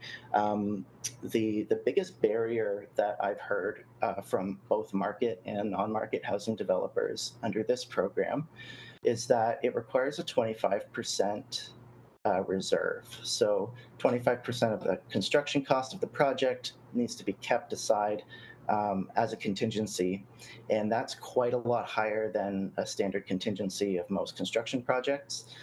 So it's a major barrier for smaller organizations to build affordable housing. Even if they had everything else lined up, they need an extra quarter of the budget just to set aside as that contingency. And I'll talk a little bit later on about land banking and land acquisition policies that municipalities can use to help create funds that would potentially cover some of that contingency for affordable housing projects. Inclusionary zoning was also something that came up, and unfortunately the province has put some pretty tight limits on what municipalities are allowed to do with inclusionary zoning.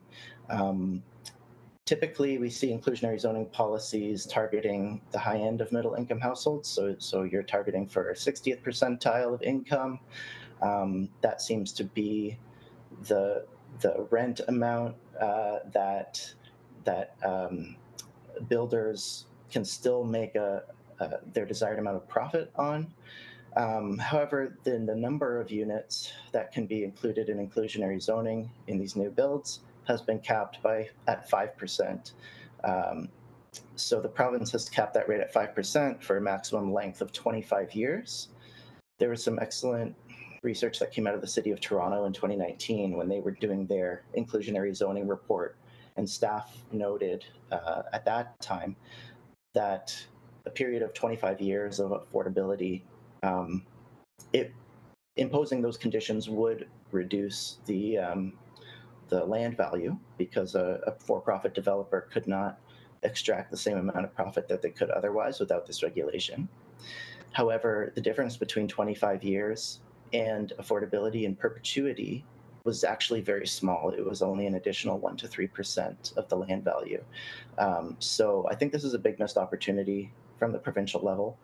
And again, cities like Hamilton should be advocating for changes to that if this is going to be a policy that makes any kind of meaningful difference.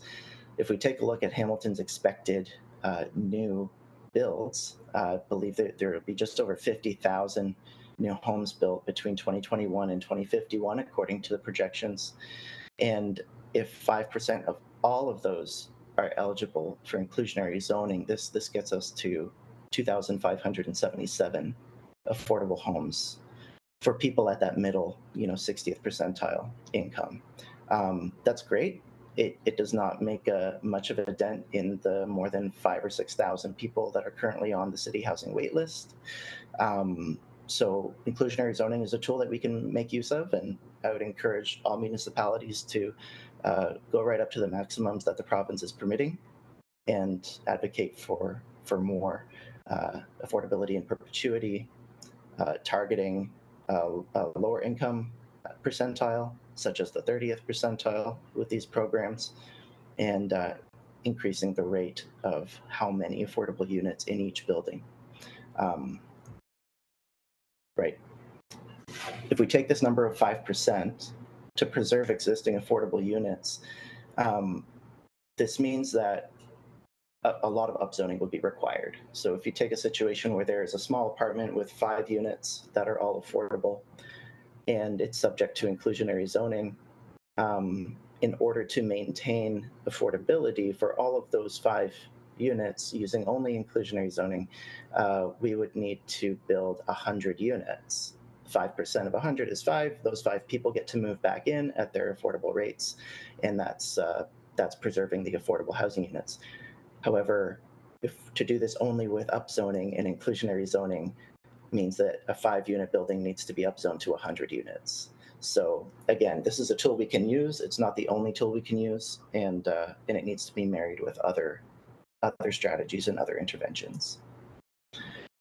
I spoke briefly already about development charges and community benefits charges, and again, those have been radically changed by the provincial government over the past year.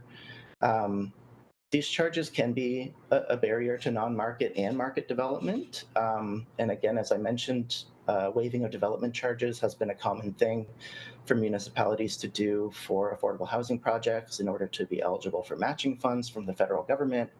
Those are all good things. However, the City of Hamilton still has a number of non-essential exemptions, and these were put in place before the province changed their rules, removing what could be included in development charges and community benefits charges.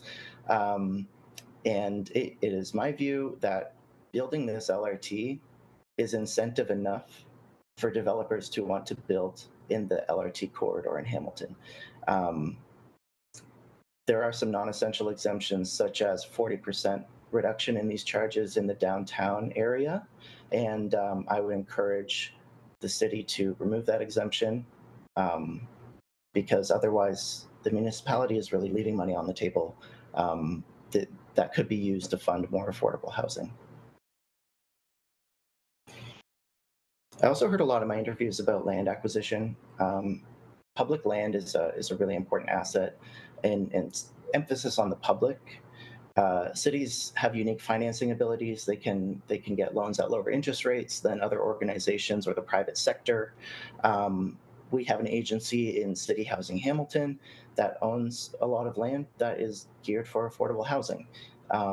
Rather than potentially selling those off in redevelopment proposals, we could explore situations like land leases, where the underlying land is still an asset that the municipality can leverage, either to create a perpetual, a revolving loan fund, or to help fund some of those deposit requirements, for example, for the rental construction financing initiative, that 25% that another smaller affordable housing agency might not be able to achieve on their own. And the other thing with public land is that we can explore cross subsidies. So if we have public land, we can implement bigger, more ambitious affordable housing targets than the minimum required by provincial regulations around things like inclusionary zoning. If there was a piece of land that the city wanted to develop as affordable housing,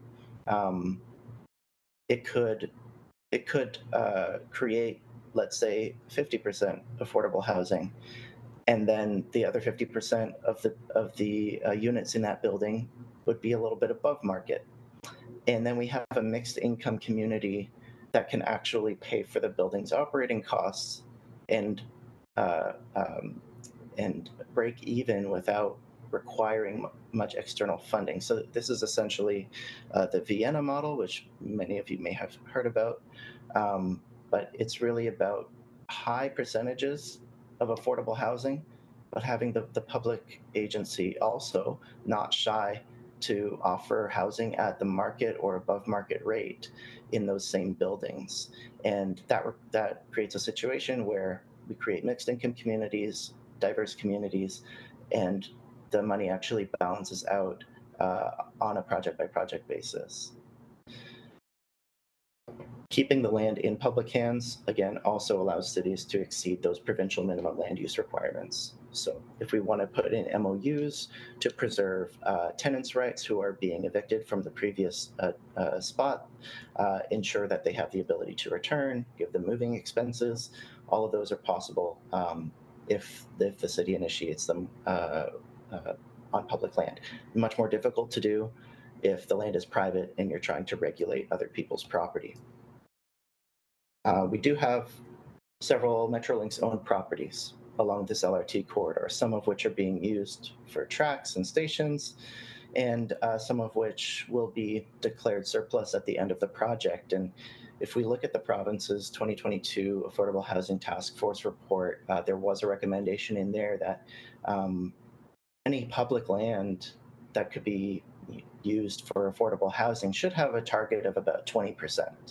So these are some standards that I hope Metrolinx includes in their community benefits negotiations, and that any land that is surplus at the end of this LRT project is put into public hands or not-for-profit hands, and that we maintain some of these principles of higher proportion of affordable housing.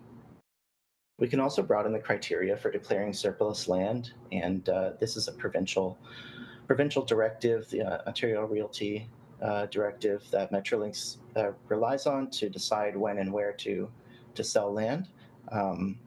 I would advocate that we can broaden the criteria for declaring those surplus lands, considering the social benefit of giving that land to a not-for-profit or to the city, again, with some of these MOUs to ensure tenant protection and ensure affordable housing. Speaking about displacement, This was addressed in an earlier presentation, but Metrolinx has reported on the number of tenants who have required support, but we don't really know how many total residents have been displaced either before Metrolinx became the owner of these properties along the LRT, or who have left that did not require assistance. And if people are displaced and can't find another place to live, they may do many things. They may crash on a friend's couch. They may move in with roommates where previously they had a private apartment. There is a strong desire for tenants to stay in the neighborhood, and there could be more tracking done at the city level through staff that are in charge of programs like rapid rehousing to identify some of these broader trends. This information is collected on a case-by-case basis to help people with their own case management, but the city could benefit from understanding where people are being displaced, where they are moving to, and trying to understand where the risks are. And from anecdotal evidence and the discussions and interviews that I've had through this project, the introduction of the LRT is creating more rapid gentrification along the Beeline corridor. People are moving to other neighborhoods such as along Mohawk Road, and when we get to that type of neighborhood, we realize that people's transit access is not what it was when they were living in the lower city. So we have a lack of data about exactly how displacement is occurring, and that's something that needs to be improved. The city is considering a rental licensing bylaw, and again, we should be prioritizing the ability of tenants to actually return to the neighborhoods and to the places where they were displaced from, not just finding them another unit in the city somewhere. So the level of detail is really important. There is also a small rental supplement program operated by the City of Hamilton, and staff could consider expanding that if they're identifying people who are at risk of displacement or homelessness due to rising rents. We have transit access concerns, which I mentioned a little bit earlier here. So the overlap between good transit access in the lower city and low-income residents in the lower city is a bit of a fortuitous coincidence. It's the transit system, the LRT, was not created in this area specifically to help low-income people with mobility around the city. And due to gentrification, that overlap is becoming less and less. So the HSR should prioritize coverage and access to low-income neighborhoods in their route planning. If we have some of these people that are displaced to other neighborhoods with less transit access, there should be a strong and robust coverage of transit so that they are able to maintain that freedom of movement throughout the city. So finally, I have my recommendations that are in the report. Again, some of them are very specific to things like the development charge bylaw. Some of them are a little more broad, and they're split over 3 levels of government. The best time to implement some of these was 12 years ago. I say 12 years ago because in 2011, I wrote another report, which is attached as an appendix for the City of Hamilton about the same topic. And some of the recommendations there included things like tax increment financing, which works really well when you land bank when there's a cool rental market, so that you can extract value as property values increase and use them for social purposes. However, that horse has sort of left the barn. But the second best time to implement some of these is now. So my request to this committee is that you direct city staff to review these recommendations to see how they can fit into things like the rental licensing bylaw, the housing sustainability and investment roadmap, and the community benefits negotiations that are going on. I would welcome if anyone has any questions about the recommendations more specifically. I'd be happy to go into more detail. But those are the broad strokes of my report, and I'd like to thank Hamilton Community Benefits Network and the Social Planning Council for all their help on this. Thank you very much. There are no speakers. So if I could have a mover and a seconder to receive the this delegate. Thank you. Moved by Councillor Nan, seconded by Councillor Danko.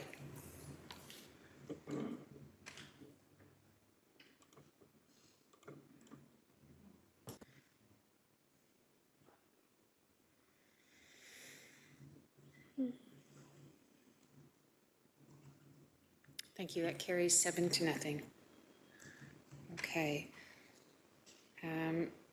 Elsie McIntosh, I think I failed to do something. Do I need to do it now? Chair, you forgot to receive, so we received the delegations, but we did not approve the delegations to be heard at today's meeting. So if we could go back and do that vote, that would be great. Can we do that? Done. All right, it's done. Councillor Nan moved and seconded by Councillor Wang. It's Friday. Thank you.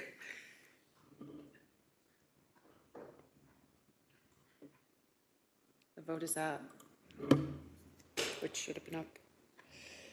Thank you. Carries 7-0. We have a consent item, 9.1, Hamilton Light Rail Transit Agreements, PED 23150. Any discussion on the item? If I can have a mover and a seconder to receive it. Moved by Councillor Nan, seconded by Mayor Horvath. Any discussion? Recognize Councillor Danko.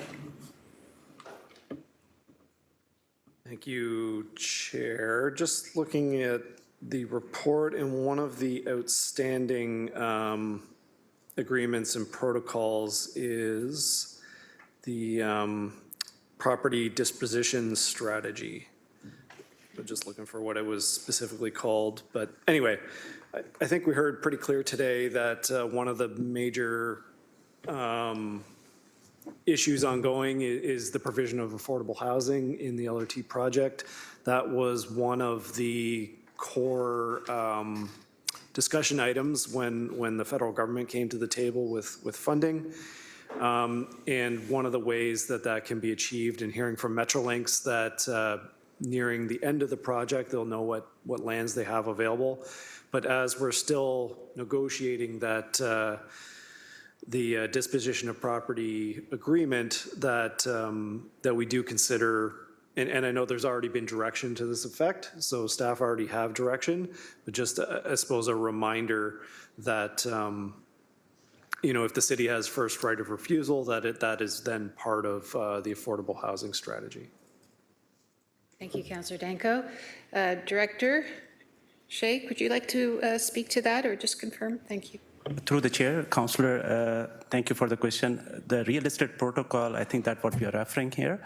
And that is strictly between lands transferring between city to Metrolinx and Metrolinx to city regarding the construction of LRT project, right? So it does not talk about the lands from third party to other entities, right? So that's the reason we did mention that this is strictly between city and Metrolinx for construction purposes.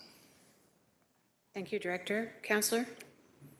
Thank you. And I think the point was that, yes, there's going to be transfer of land for construction purposes, but there is also a request for a comprehensive review of all lands along the corridor that could be combined. And if there is transfer to land to the city for construction purposes, part of that consideration would be joining together parcels and considering when what might be done with those lands after they're transferred to the city. Thank you. Yeah, my recollection is Councillor Nan led up that motion in the last term of council and work's ongoing, but I'll ask GM Thorne to speak to it. Thank you. Yes, through the chair. So yeah, that is a separate report. That was separate direction, and we do have that coming forward. I believe we're targeting July, but I would have to confirm that. But that work has been ongoing since the fall of last year, that sort of corridor-wide review. It has included both consultation internally in terms of identifying any potential city needs. We've also done some external consultation, including with the Hamilton as Home Group. So that comes forward separately. That's not part of the real estate protocol. That will come forward as a separate report. Thank you, Jim. Councillor, you're good? Okay, thank you. There are no further speakers on the docket. If I can have it has been duly moved and seconded. If we can vote on 9-1. Thank you.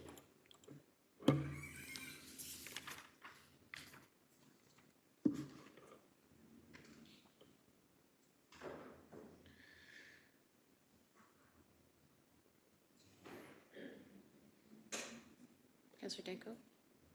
Yes, thumbs up. Yes.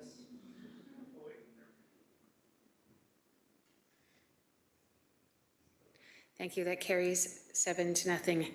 I'm going to recognize Councillor Crutch because I think he referenced a motion earlier. Please and thank you. Thank you, and you're welcome. Yeah, I did, and I know it's here. Seconded by Councillor Nan. I'll just read it out just so anyone who can't see it super well can hear it. The city staff be directed to report back to the Light Rail Transit Subcommittee with respect to how the Metrolinx community benefits approach could best reflect and respond to the recommendations made in the presentation by the Hamilton Community Benefits Network at today's Light Rail Transit Subcommittee on June 2nd, including the potential to strike a community benefits working group. So it's just to give staff a chance to respond to that, check in with Metrolinx, develop some kind of a plan and come back with a discussion about that here. That's all. I've checked in with staff about this. Thanks for the suggestions from Jim Thorne to make it clearer. Thank you. Through you, Chair, just a quick clarification on the direction here. Would that include both presentations and reports? So the first one focused on kind of a generic one and the second one focusing specifically on housing? Plural? Thank you. If we could get that change reflected.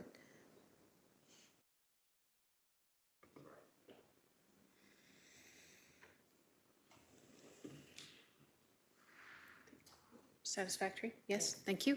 Member Andrus. I had a similar question about the clarification between the two reports, and also maybe a question to the mover. The second report for the strategy for affordable housing might be more appropriate because of the other departments that it touches, like the new Hamilton Transit-Oriented Affordable Housing Lab, as well as the Housing Sustainability and Investment Roadmap, might be interested in separating. I certainly know that we got from the conversation that Metrolinx is looking at its community framework benefits deliveries in one package and affordable housing as another tier and pillar. So I would just ask the member just to keep that in mind with these two reports, that they are different and they may end up landing very different places in the city. Thank you, member. If it's helpful, part of the goal of writing it in the way that it was written is to give a chance for city staff to meet with you folks and to sort of articulate this a little bit and then come back with something. That's why there's not a fixed timeline on it. So I have no doubt that you'll be able to express those nuances and that it'll come back as part of the report. Seeing nods. Okay. Any other comment or question on the motion? Okay. It's been duly moved by Councillor Crutch, seconded by Councillor Nan.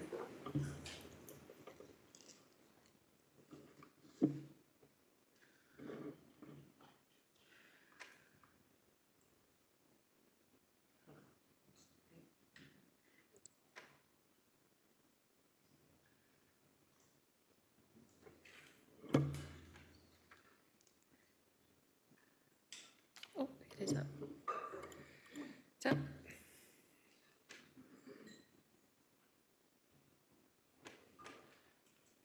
Thank you. That carries 7-0. We're on 14.1, amendments to the OBL, outstanding business list, moved by Councillor Nan, seconded by Councillor Kazar. We have a comment on it, please, and thank you. Councillor Wang. If we remove this off of the OBL, when would the next time we would get another update Thank you. I know we were presented with a schedule, a meeting schedule, but I will recognize GM Thorne to comment. Thank you. Yes, through the chair, I was going to reference at the last subcommittee meeting, we did have a bit of a schedule of when some of the reports will be coming forward. I just note that although this has a fairly broad title of LRT project update, it's very specific to a motion we had received at the end of the last term of council, specifically related to some of the governance matters, which were reflected in Abdul's report. So that's the specific OBL item. But we'll be continuing to bring updates to this committee at each of your meetings. Yes, but the governance stuff, if you look at the report, it's all like end of Q3 2024. So I'm just kind of concerned that we might lose sight of where those governance frameworks are going to be, in which timeline in the process. Your chair will not lose sight of the timeline. Thank you, Chair. All right. That's all. Okay. Any other comment on the OBL? It's been duly moved and seconded, I believe. Thanks. Accept.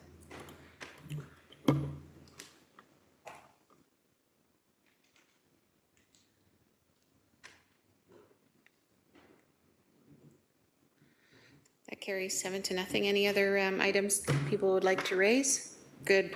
Okay. All right.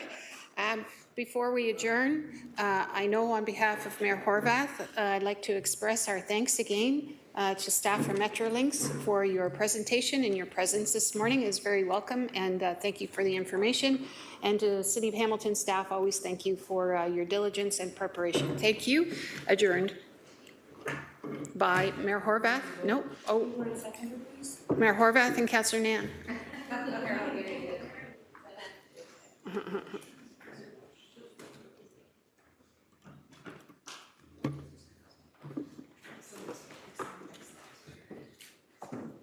Carry 7-0. Beyond with you.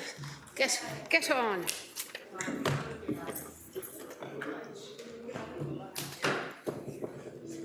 job. Thank you. Thank you.